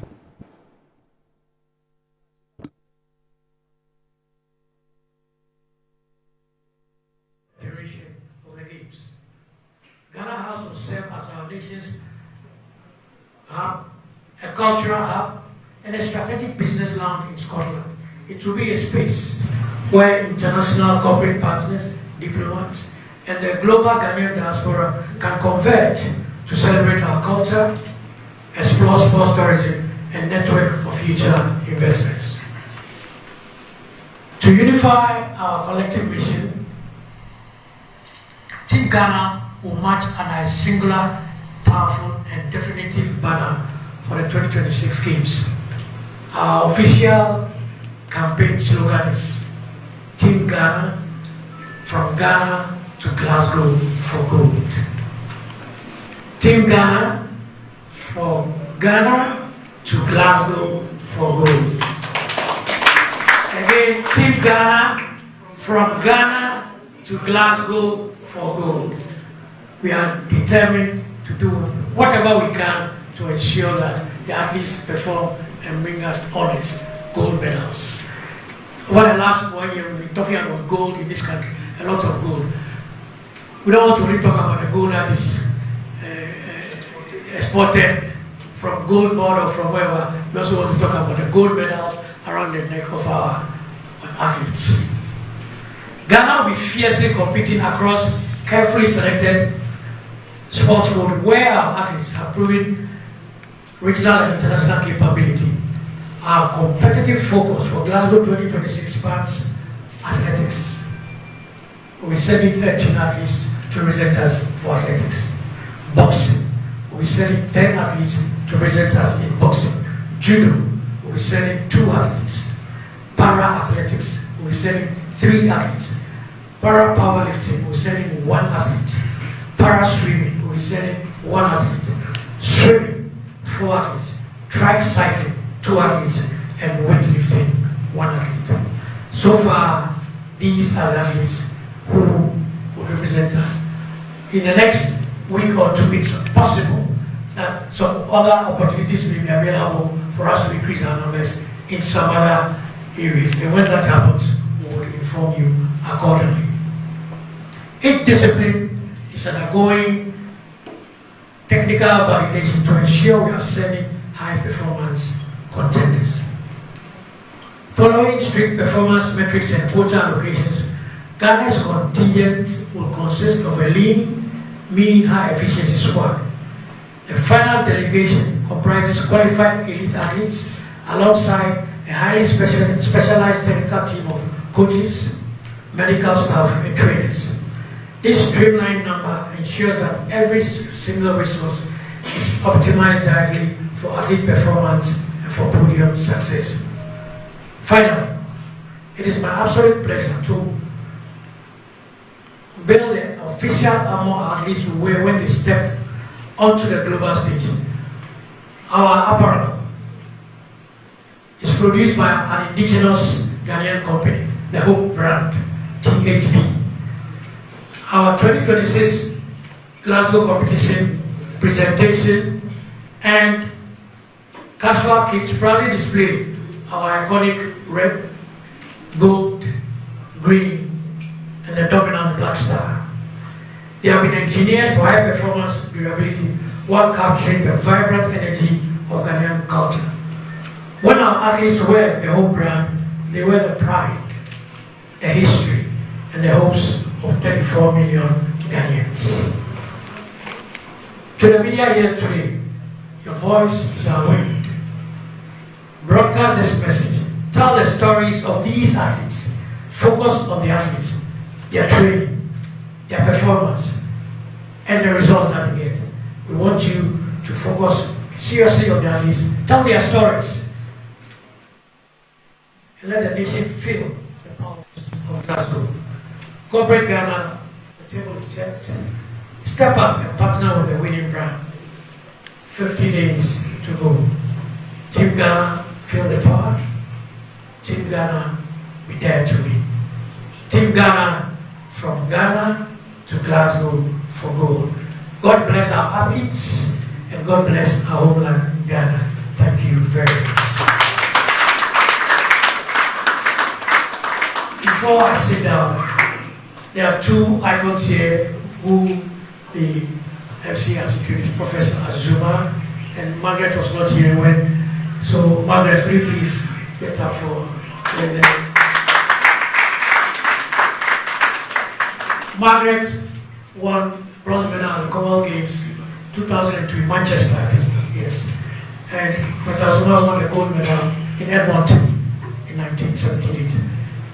These two people represent the kind of spirit we want for athletes to emulate.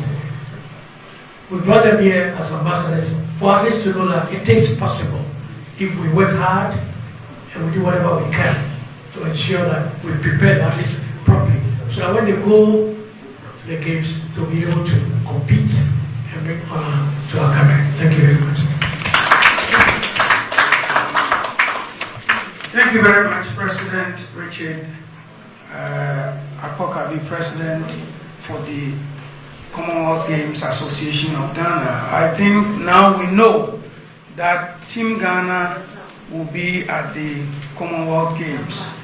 I'm sure you don't have to ask us about the numbers because he's already given us the numbers.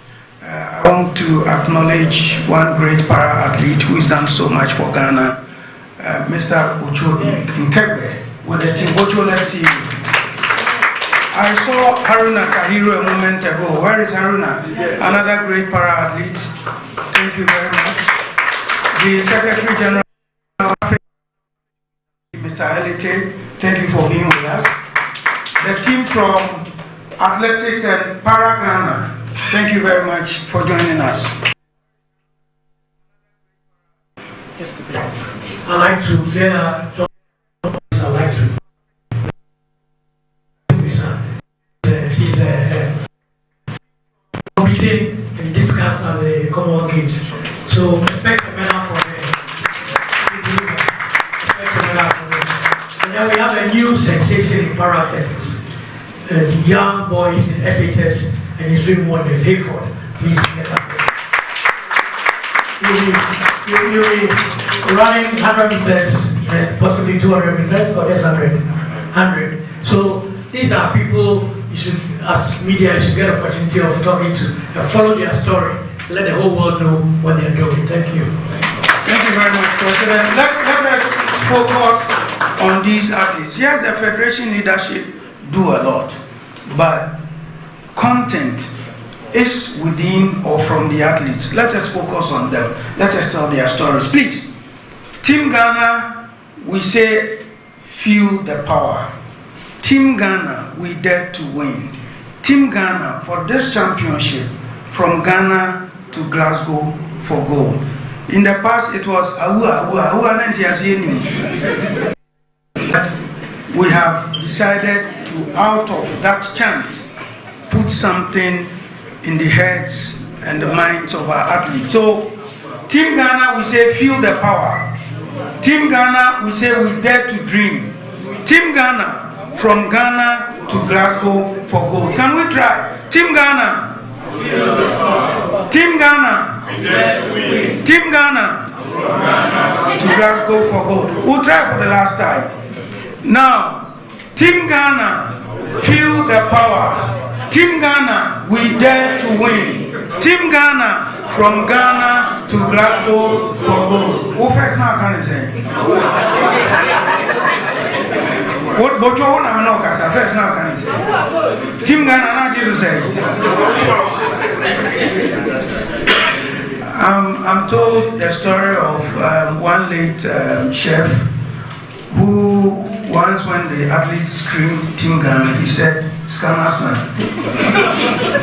But we have moved from there. Ladies and gentlemen, the man responsible for Team Ghana, the Commonwealth Games Association, has tasked him to ensure that between Ghana and the arrangement and everything we do becomes so seamless, from accreditation to the preparation of Team Ghana.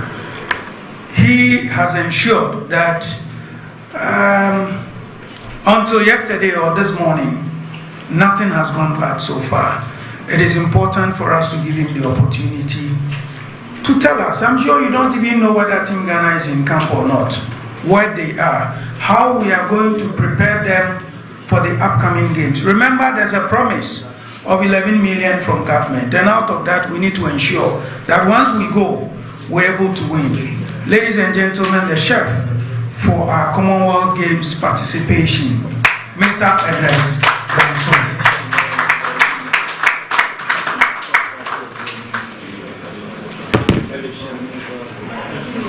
Thank you so much, Charles. I think the president has done my job for me. I'll just go straight. He's introduced the disciplines that will be participating at the Commonwealth, and also mentioned about the para team that is doing so well and they're preparing for these games, and so that they bring us medals. I would like to acknowledge or stand on protocols that the president has already observed. So, but I would like to acknowledge the icons, Azuma Nelson and Margaret, for making time to be with us and then inspiring us that they have gone this journey and they've traveled it, and it's possible, like Charles said, it's doable. I'm here to do a simple task, just to give you a brief update of Team Ghana's preparation for the Commonwealth. Currently, we have every discipline qualified for the games, including an open allocation as well. We wait for a bipartite for weightlifting. Just that's the only discipline that we wait for a bipartite slot. If God be with us, we get that, then we add to the numbers. But currently, like the president said, we have athletics, boxing, judo, weightlifting, cycling, and then paracycling and para-athletics as well, para-powerlifting as well, being the disciplines that we are going with to Commonwealth.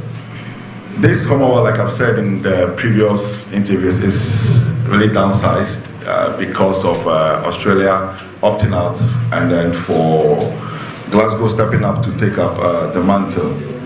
Currently, we have the boxers in camp in Winneba. They're all in camp. They've been in camp for the past almost 2 months in camp preparing.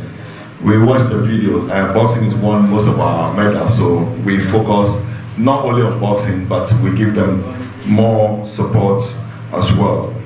Currently, we are preparing to move the para-athletes today, possibly to camp as well. Judo, we have one athlete in France that was supported by GOC for a program in France, so the second athlete is also in London preparing. The locals, we have very few, apart from the boxing that are in camp. We have athletics, female as well here, but all the rest are not here. They are outside the country preparing as well. We are planning actually to move all the team to Derby Arena. We want them to go and acclimatize with the weather and everything in UK before we move them to Glasgow. The objective is just to make them prepare well, acclimatize with the space, and get them to use the best facilities and get all the sparring partners for the boxings as well for in terms of preparation. The boxing team will move from Derby to a program being organized by the Northern Ireland or Ireland Boxing Federation for various countries, and Ghana is included as well, for 3 weeks in Belfast before we go to Glasgow. I want to say I've observed and read and followed many preparation plans for Commonwealth, and I think this is one of the best that I can say that Commonwealth Ghana has actually done for athletes.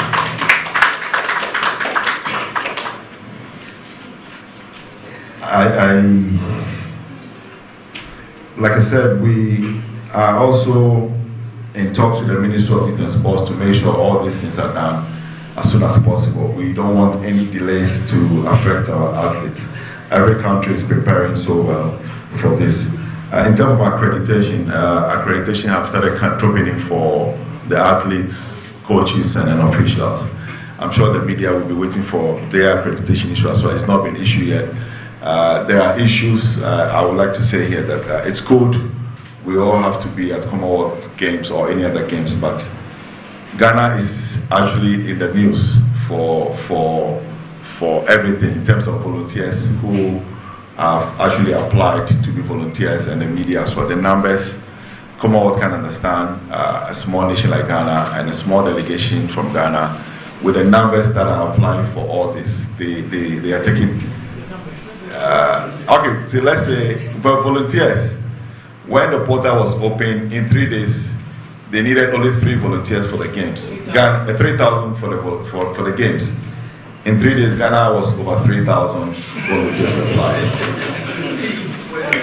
And media as well, they called me to ask so they want to have a meeting with Ghana to understand why Ghana will apply for over 300 media personnel who have applied for just a small delegation. Nigeria is not doing that, not Australia, not even the UK.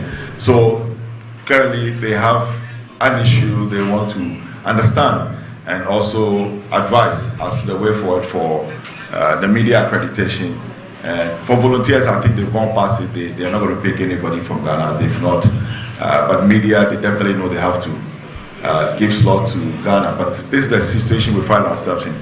We will engage and then make sure we get representation, but Commonwealth is concerned. And I wish that we'll all be mindful and then make sure we present the best for Ghana as well when during the games. A lot of issue has been sent for Commonwealth. I can't put all here because it's a media press conference, but I think we'll engage the media later behind us through SWAG to discuss some of these things as well. But Team Ghana, like I said, the CJ Ghana has done a lot of work. They've supported so well to make sure Team Ghana is well prepared for this game. And we're hoping for the best. We, for the first time, engaged Para, make sure we give them the necessary support that they have to get. Thank you, Samsudin, for coming around as well. And thank you for the necessary support and advice as well behind the scenes and for all this. Labi, I'll say thank you to you as well for all the support to make sure we get all these athletes the necessary support and get them qualified as well. And thank you. I think I'll leave it at this point. If there are any questions, I'm ready to answer. Thank you. Thank you very much, CDM LS So he will come back. So those of you who've been calling me, accreditation, you heard from the CDM. Please, Mamon tell me why. But you may be lucky. You may be lucky. So one thing is clear. Both the CDM and the president just said that, in fact, they are calling on corporate Ghana to support government to be able to do this. To my colleague journalists, this is when we need you as well. Let us give mileage to our Commonwealth Games participation. Help us to tell the story. Ladies and gentlemen, we are not doing this alone. The Minister for Sports and Recreation should have been with us. I have just seen the Director General of the National Sports Authority join us. He's a board member of the CGA. I'll duly acknowledge you. But let's hear what the Minister for Sports and Recreation has to say.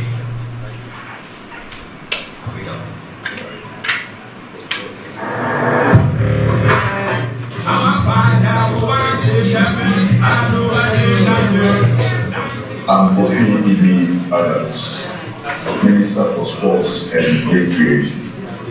In a few days' time, Team Ghana will be at the Commonwealth Games. This time being hosted in Glasgow 2026. We have always had a record of great performances at these levels. We know this year is going to be better. Government has done its bit by providing the necessary logistical support to Team Ghana to trade emirate, I call on every Ghanaian, corporate institutions, and partners across the world to rally behind Team Ghana so that Ghana returns home with medals and honor. The team is ready also to do us once again the honors. We will return with gold. Gold Team Ghana, bring us gold, bring us victory. It is one nation, one team, and one dream. Team Ghana, feel the power.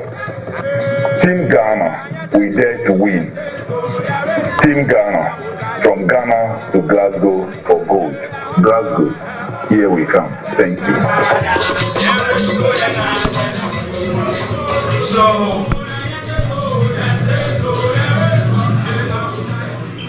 a former minister, I remember on a special occasion, instead of applauding what has been done, he said, this is a moja booster and we should give a round of applause. So let's give a round of applause to our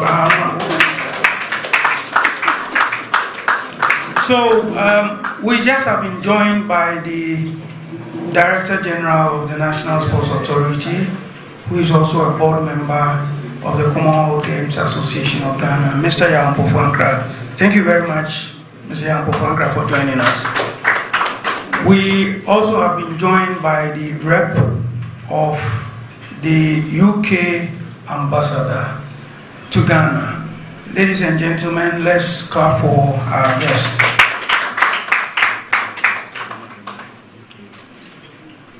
We also have some other federation heads with us. The consultant to the GOC, and he still does pentathlon, modern pentathlon, Mr. Chris Esofi.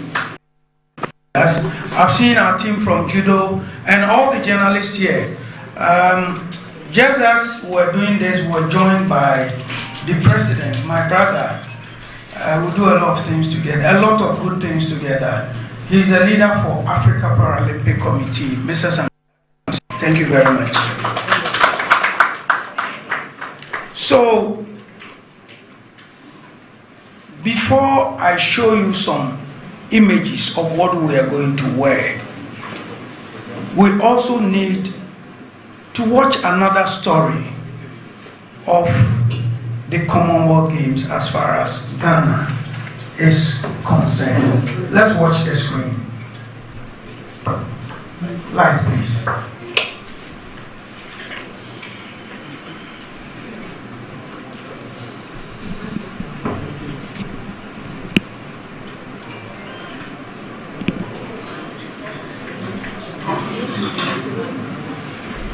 Ghana's journey at the Commonwealth Games.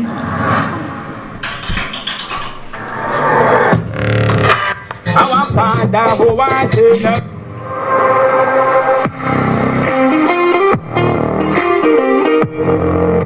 our father who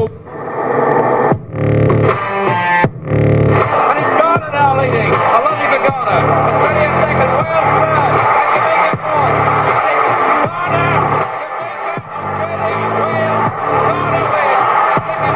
one? The fight. It's Roman Nelson. It's on again. That is the end of the fight. The fight is over.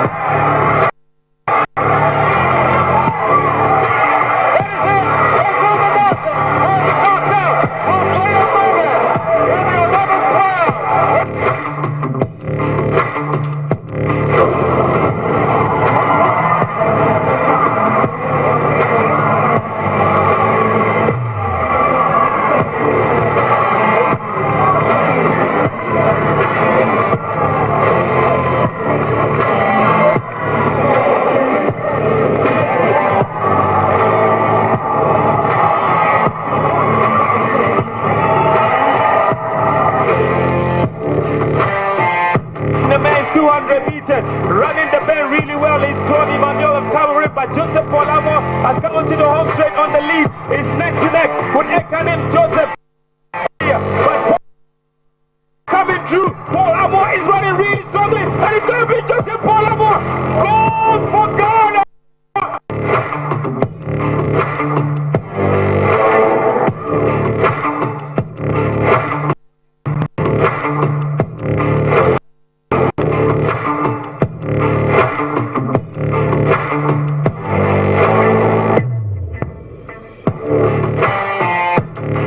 Okay, thank you very much, Mr. Albert Obidiaba, for this.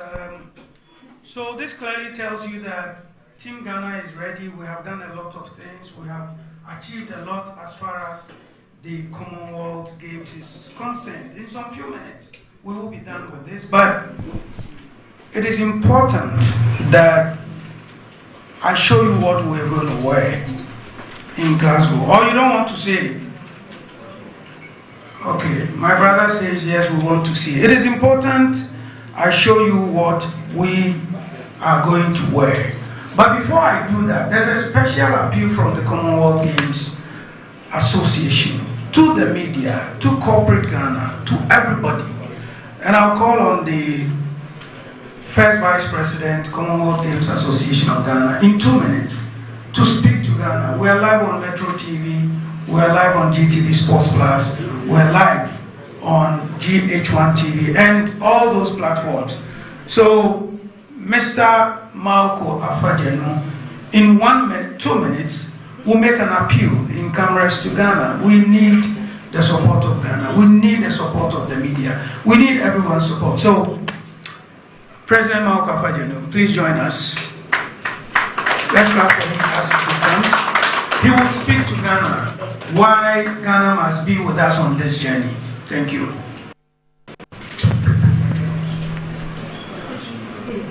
Very well. Champion, Ogbojo.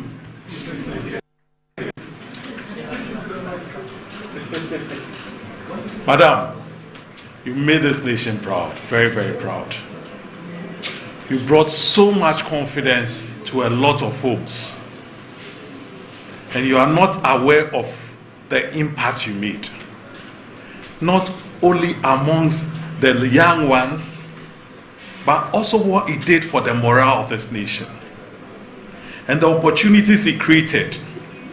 Indeed, if those who understand these things are to put numbers to it, please let's hear it for our ambassadors. Very much. When we start, we won't finish. But you know, these are the anchors of our nation. The impact you have and what it does to lift the spirit of this nation is priceless. It's beyond compare. And it's not something that we should take for granted. Indeed, we need to find ways of extracting maximum value out of it. And we can do that together as a people. That's the reason why, collectively as a nation, we must stand behind such opportunities. I mean, we're sending another batch of very promising athletes to Glasgow. Possibly, God willing, we may get the next gold medal. And when that happens, the knock-on effects on this country is limitless. But we can't do it together. The state has competing demands on a limited budget. And that is why there is enlightened corporate interest in situations like this. And that is why we call on corporate Ghana. Even as is done in other spaces, this is an opportunity that you can't let go. A young man was telling me today about even the chance to be at the games to capture very deep moments and bring it back here. What it could, the impact on businesses, and not just the businesses, but how people feel about your business is something money can buy. So we invite you, come and join us. Come, let's go make Ghana proud again. Thank you.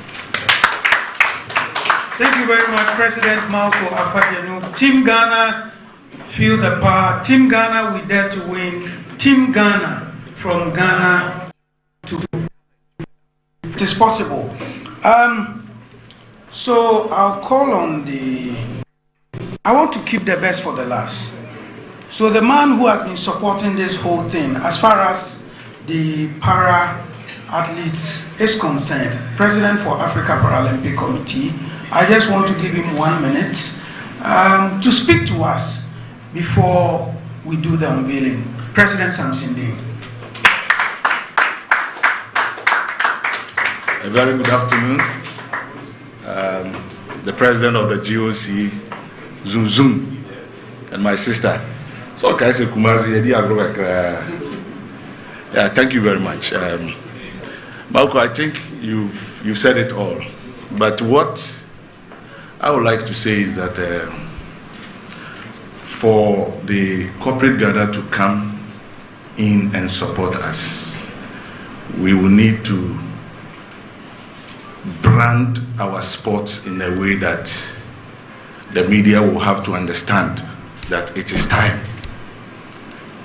The negativity that we always sell out there is the reason why experts like Mauko, on the board of GOC or as vice president of CGA, will stand here to speak for 2 minutes, pleading to corporate Ghana to come in and support.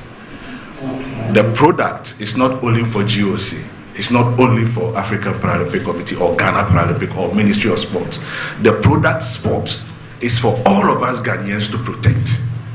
And for that matter, the interests of we officers of sports in this country should not be allowed to use the product that brought us to this level where we are and be destroying our sports. It's sad when I was listening to him when he said about 300 media people have applied for accreditation. If you sell a good product, they will approve 100. Do you agree with me? If you sell a good product, if you help the GOC to manage its affairs well, even when there is a bad news, if you are able to call the GOC president and tell him, Senior, this story and all that is not good for our nation. And for that matter, we don't want to, but we will come indoors and discuss it. It's better. Recently, I've heard some of the news about some of our sports federations where we'll be discussing some issues on radio, on TV, in the media. It's not good for us, because if I had not gone to the African region, I wouldn't have known that some of the countries, they are worse than us, but you can't see to read. You can't see the articles. It's not there. I have seen where a whole president of an association is removed by a government, but they don't discuss it. It is not discussed. But in our country, we discuss virtually everything. Even when somebody drinks coffee, we discuss it. That is why we are facing this challenge.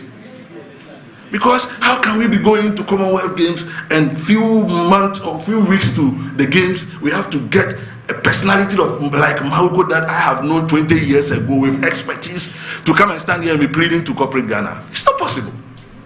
It's not possible. Let's change. And I'll plead with you, the journalists. The young, just look up to those who were there. And you see, the precedent that we have set is the reason why some of you are being affected. Because but I'll plead with you, GOC president, please, kindly find a way to speak to the CGA and the rep from the High Commission. Please, it will be very unfortunate that we'll have our friends here reporting. You've seen it. I've been to events in the UK where you find only 3 media people there. It's but Ghana, when we are having events, you find them there. It's a passion. It's something that we like. And for that matter, let's be considerate and allow them to see it, so they will learn. If you don't let them go, how will they be able to give proper reportage and be able to link up to sell this product? Thank you very much. Guys, President Samson Dean has spoken for you and for us. We will continue to engage the CGA or Commonwealth Sports Association to ensure that we get more of you to go and experience. The rep of government in a minute will give us 1 minute word, but before he does that, the rep of the British High Commissioner to Ghana, Mr. Norozi, will speak for a minute. Mr. Norozi. Let's start for him. How ready are you for Team Ghana? Firstly, good afternoon. It's great to be here. And may I recognise the President of the Ghana Olympic Association and the Commonwealth Games Federation and the DG of National Sports Authority and all members of the various sporting community, and mostly and importantly the athletes themselves, because they're the ones that make the games. So I look forward, as we've heard, to Ghana being in Glasgow and getting gold, as many as they can get, in a few weeks' time, in a couple of months. We're very excited about the Glasgow Commonwealth Games. Glasgow has hosted it before and will host it again this year. And we know that Ghana comes with a lot of colour, a lot of passion, a lot of commitment, and a lot of energy. And we look forward to Ghana succeeding at the Glasgow Commonwealth Games. And the reason that I'm here and the High Commissioner is not here is because he's in the UK with His Excellency President Mahama. I think some of you may have seen the story, and it just shows that engagement. The President met with the Prime Minister of the UK this morning and will meet His Majesty the King tomorrow. And it shows the strength and the breadth of the relationship between the UK and Ghana. So sport is one element of that. And they're driving a wider growth and trade and economic partnership, which will hopefully benefit all sectors of society in Ghana, including sport. And the reason I think that the sport minister is not here is because he's in Cardiff. And I wonder if you know why. Wales are there, and they're playing this evening against Wales. So we wish them luck. And in 3 weeks' time, exactly, it'll be the big match. It'll be England versus the Black Stars in Boston, USA. And I know who I'll be supporting. And I know who you will be supporting. But I wish you all the very best. We look forward to Ghana's presence at the Glasgow Commonwealth Games. And may they really excel. May they succeed. And we hope to see lots of medals coming back to Ghana. Thank you. Thank you very much, Mr. Norozi. But a takeaway for you, there's been an appeal. Please speak to your people. This event, see the number of journalists. Over 100, which means we love sports, we cover sports. It's important they get that experience. Thank you. Next speaker in a minute is Mr. Yaw Mpofo-Akrah, Director General, National Sports Authority, DG. Good afternoon. Thank you, everyone. I think Honourable Minister has spoken already, so I'll keep it very short. Mr. President, all the presidents here, our own President of the Ghana Olympic Committee doing a fantastic job. Just looking at the numbers here tells you the passion, indeed, as has been said by previous speakers. And I have a very good relationship with the British High Commission. I'm sure they will definitely look into every single application on its merit, and I'm sure a lot more people will get their visas sorted out. We want to have a great Commonwealth game, and it is for that reason why we should be patient and go through the process. But I'm very confident the fact that he's here means that he will convey that message. But finally, to our media, again, to reiterate what President Samson Dean said, it's very important that we sell the product. The product is why we are all here. Whether you're working for OKFM, BBC, CNN, Joy FM, it's the product. If we destroy the product with our reportage, what then do we have to sell? So it's very important. I'm not saying, I'm a journalist, I'm not saying don't talk about the issues, no. But let's use a lot of discretion. Let's also offer alternatives. Constructive criticism is very important. And I know in Ghana, the sports media is the biggest ecosystem. Imagine if we can sell that, how much credit and merit we'll get into this ecosystem. So please, as much as we're very passionate about talking about the challenges, let's also offer viable solutions and build the brand up. Thank you very much. Thank you. Thank you very much, Mr. Yaw Mpofo-Akrah. Guys, Ghana wants to watch or see the professor.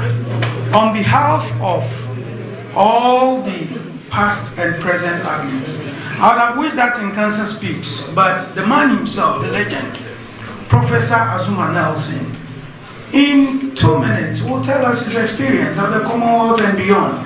Then when we are done, we go to the screen to see what we are going to wear. Ladies and gentlemen, I call up here the man, the Professor Zunzun Azuma Nelson, 1978 Commonwealth gold medalist. Don't underestimate him. The man is still strong, he's been humble, he's been disciplined, and he continues to grow handsome.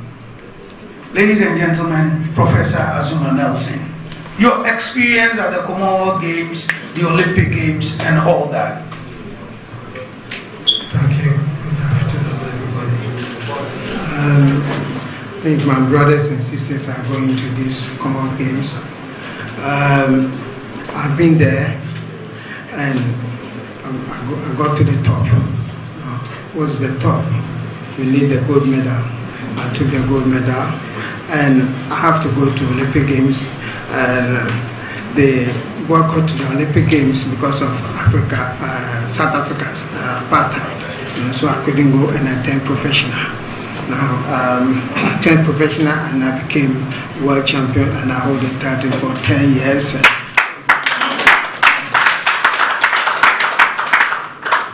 It's all about God-fearing, hard-working, and humbleness. I would like to tell my brothers and sisters that they are going. Right? It's not about juju, it's not about anything, it's about hard training. It's about hard training and good food. In our time was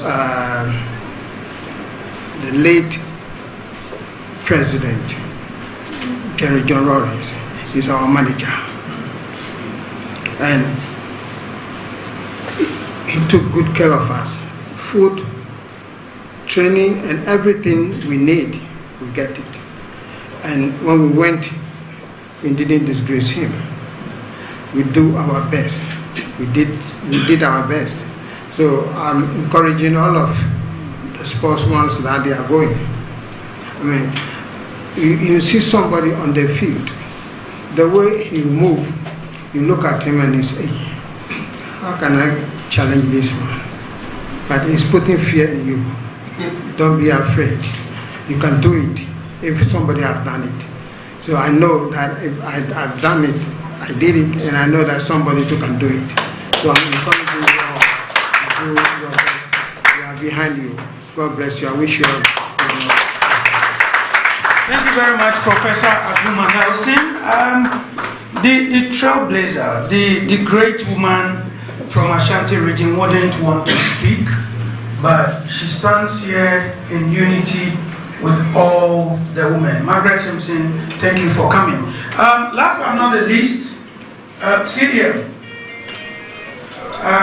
We will do a Q&A, and then I'll let you speak to the president for amateur boxing. They are having some experience in camp, and we hope and pray that boxing, athletics, judo, para-swimming, and all the disciplines will bring us medals. It is the hope of the president of CGA that we do better than what we did in 1966, that we do better than what we did in 2022. Ladies and gentlemen, I'll bring up here the chef to show us what he wants his team to wear.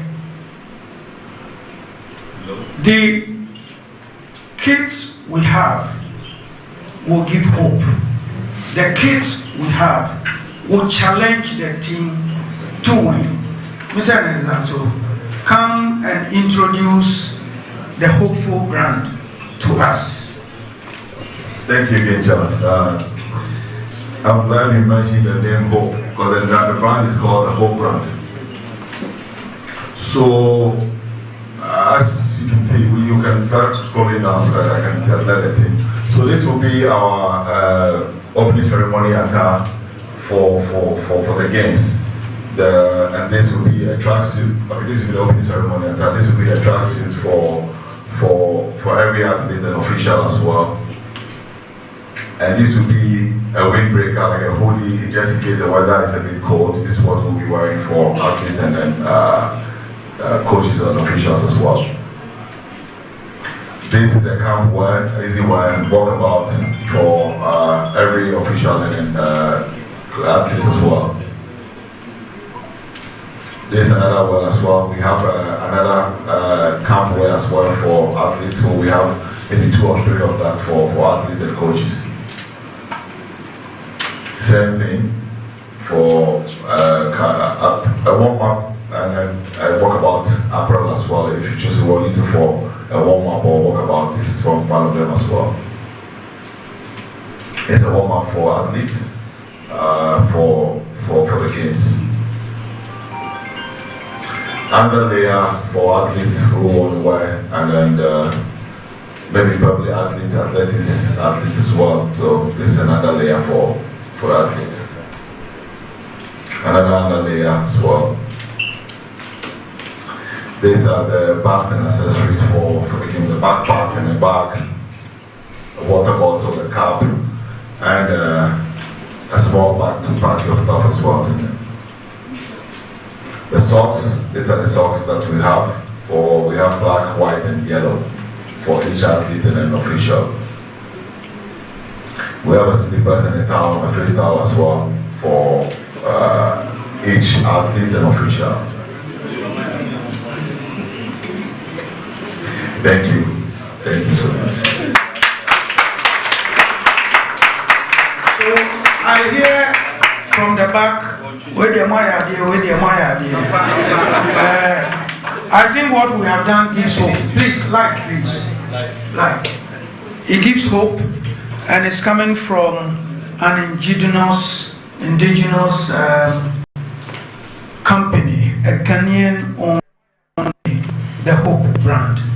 These are the kits we will be wearing at the Commonwealth Games. So, just before we close, in some few minutes, it's your event. If you have questions, unless for everything we have fed you with, you have no questions, then we can close. But if you have questions, I am willing and ready to take 5 questions. Boss, thank you very much for joining us. We are grateful we have you here. So unless you have questions, we'll take just 5 questions. Otherwise, I'm sure we have given you enough info. Johnny of Metro, where is the other microphone? Johnny, please speak up. We're live on Metro, we're live on GH1, we're live on GTV Sports Plus. Yes, Johnny. Yes, please. Where's the other microphone? Okay, please go on for the sake of time. Good afternoon, thank you very much. At the Minister's press, I mentioned that the Jews were giving 11 million Ghana for the Commonwealth Games. Would that be enough? And if not, why? Bring it up. Any other question? So we take your questions and come up with the answers. Okay, please, let's be fast. Good afternoon, everyone. I'm Jazar Pui, Max TV. I wanted to know, what about the last couple of games we've attended? It's not really been successful as far as our heydays is concerned. Now, looking at the preparations and investment you will put into this particular games, I want to know if there's any target, if there are any clear objectives for the teams and athletes going. Thank you. Any other question? Okay, I think you'll be short today. Any question?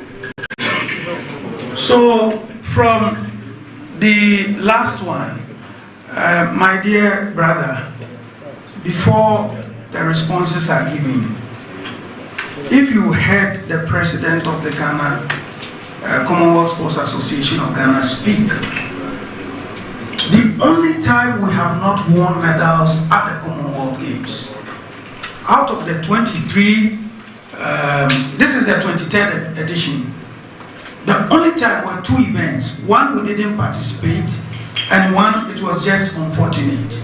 So if you say we haven't done well at the games, I beg to differ. Because for every participation or attendance, we have won a medal.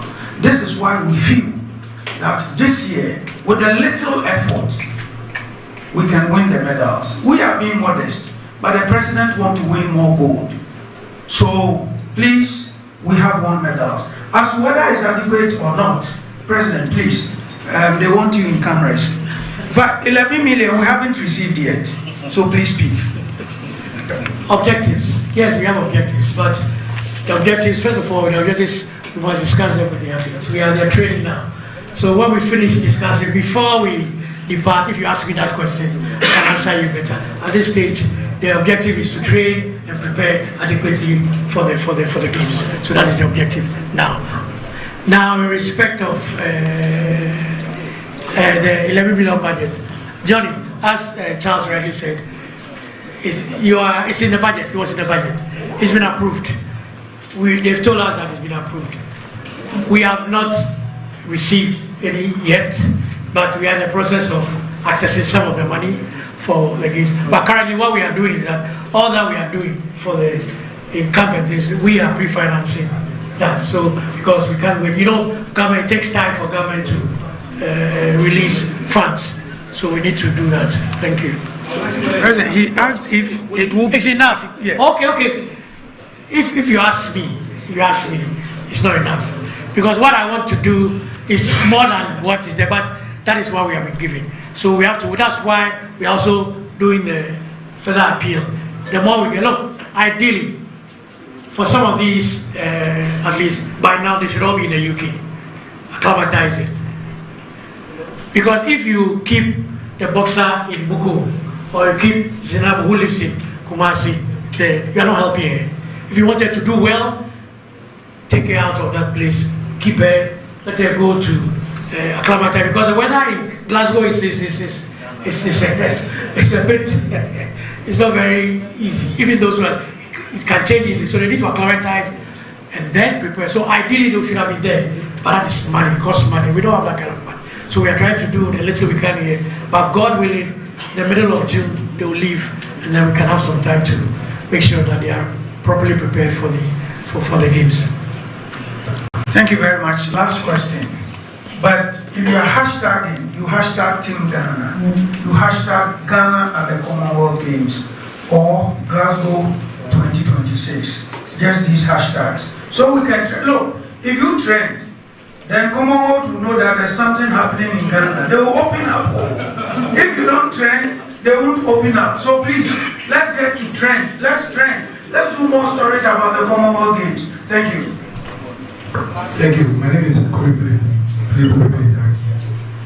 I want to know, President said that 11 million is not enough. And I just want to know, do people have any budget that you are expecting to get before the Commonwealth Games?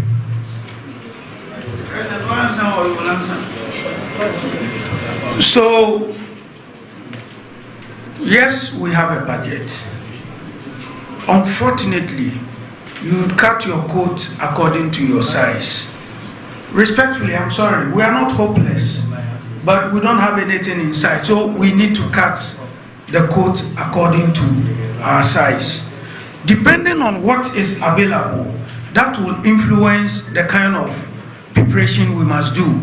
Like President said, Eric, me pacho relay team no Ghana for any woman so sir, the relay team.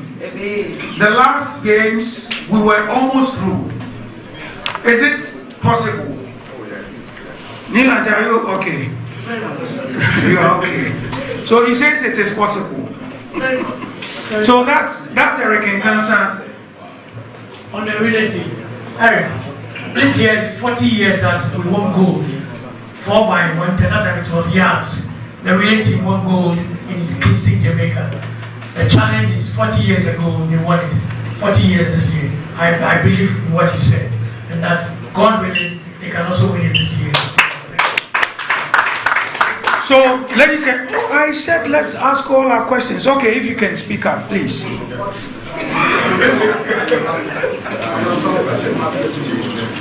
would like to know where and when the team okay, I saw another hand up, so we round up quickly. Hassan, you're okay. I think the CDM spoke about it. CDM, please, they want you in cameras. He mentioned when they are moving and where they are going to camp and the program. Please, let's be brief. So, like I said, the boxers are currently in camp. They've been in camp for the past almost 2 months now. And we have judo athletes, one of the athletes in France in camp as well. We are hoping to send the para athletes also to camp. When they went for competitions, they are back. They spent some time at home, but now we're sending them to camp. So virtually, I think the athletics, they are not here. Most of them are based in the US and some other parts of the world as well. So we are also planning, like President Riley said, to move them from Ghana in the middle of this month to UK so that they can acclimatize to the weather and other things. So currently, we have boxers in camp. Thank you very much. Please note that we are unable to let you know where they are training, and it is for security reasons. We can't speak in camera, but what we can say is that all of them are in camp. Para-athletics will also move to camp later today. So on that note, we want to thank GTV Sports Plus, we want to thank GH1, we also want to thank Metro TV and Original for going live. I want to thank the team from multimedia, global media, everybody, the print, electronic, the bloggers. One wonderful man at the airport who helps the Federation so much. Mr. Lamte, thank you very much for being with us. Anytime you need help at the airport, Mr. Lamte, former President Ghana Amateur Boxing, will be there for you. So, over and over, in a minute, the president, 10 boxers are in camp. Yeah, 10. So in a minute. More than 10. Okay, so I think this very Commonwealth Games is quite different. Like the CDM said, we've started preparing very early enough. The team is camping now. They are the winning bar. We want to maintain our consistency. Since 2014, we've been bringing medal back home. 2014 was Rio, 2018, and then 2022, we brought 3 medals, 2 silver, 1 bronze. And I believe we are going to improve upon 2022. Thank you. President Dada, thank you very much. On that note, I want to thank every journalist, but Secretary General of CGA, Mr. Muniru Kasim, would do the final remark. He would close us. Mr. Muniru Kasim, SG, CGA. Good afternoon, ladies and gentlemen. I wasn't expected to say anything because my president is here, the CDM is here, and the vice president has spoken. I think you have said it all. This year, the preparations, as has been shown on TV, has been it's on track. We are hoping to deliver as many medals as we can, and so we just need the media to give us their backing. Thank you very much. So on that note, guys, give us your space, give us the platform. Do your best to ensure that the work of these young men and women will be highlighted. Let us promote them. That will even encourage corporate Ghana to come and support the development and performance of these athletes. On that note, I want to thank everybody for coming. Journalists, we are grateful to you. Our friends from the UK High Commission, CDM President, our great ambassadors, Margaret and Professor Azuma Nelson, AFPC President, and the board members of CGA, everybody. I see my lady friend from rugby. Thank you very much for being with us. The man who makes sports right in Ghana, he is a leader for Right Sports, Mr. Yaosechi. Thank you very much. Ladies and gentlemen, we thank you, and we will meet you again from today. Please, we will continue with you on the 50-day countdown. Every other day, we will give you information about our team and about the performances of past and present athletes. We want to be part of these games. Let us promote the Commonwealth Games. Thank you very much.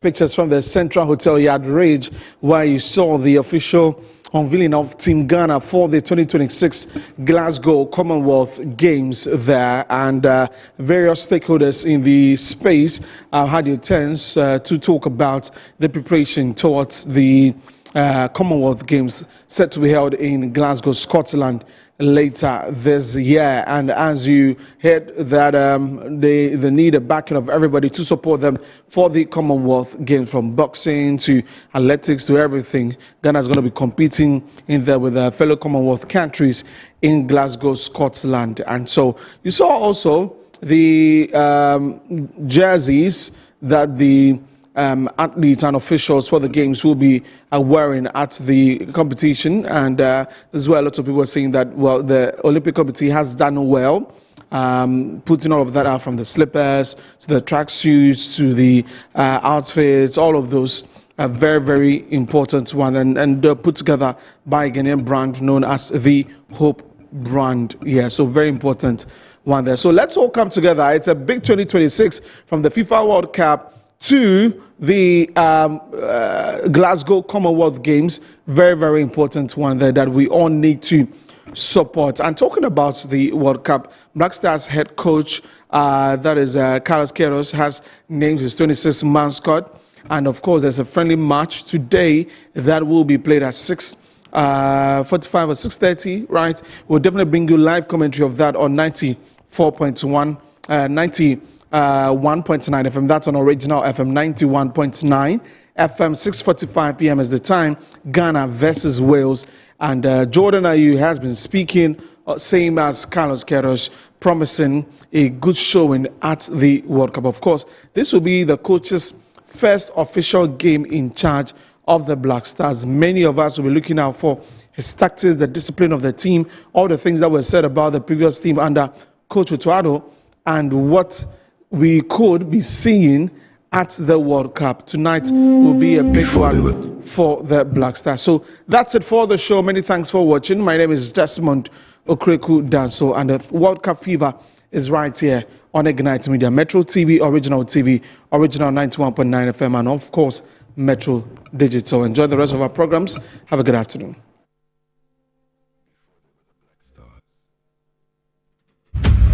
They were the Gold Coast. Empires crossed oceans to take the gold. They took the people too. But they could not take the game. Because football in Ghana does not belong to stadiums or television deals. It belongs to the street, to the red dust of Nima, to a boy with no boots, whose mother sold food in the market before dawn, so he could dream after it.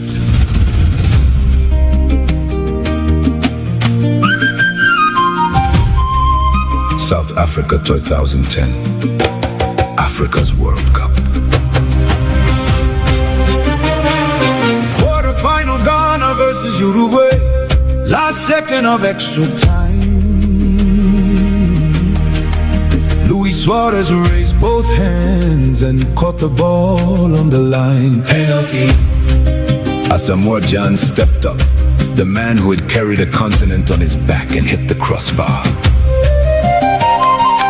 Anytime I'm alone, he said years later, it still haunts me.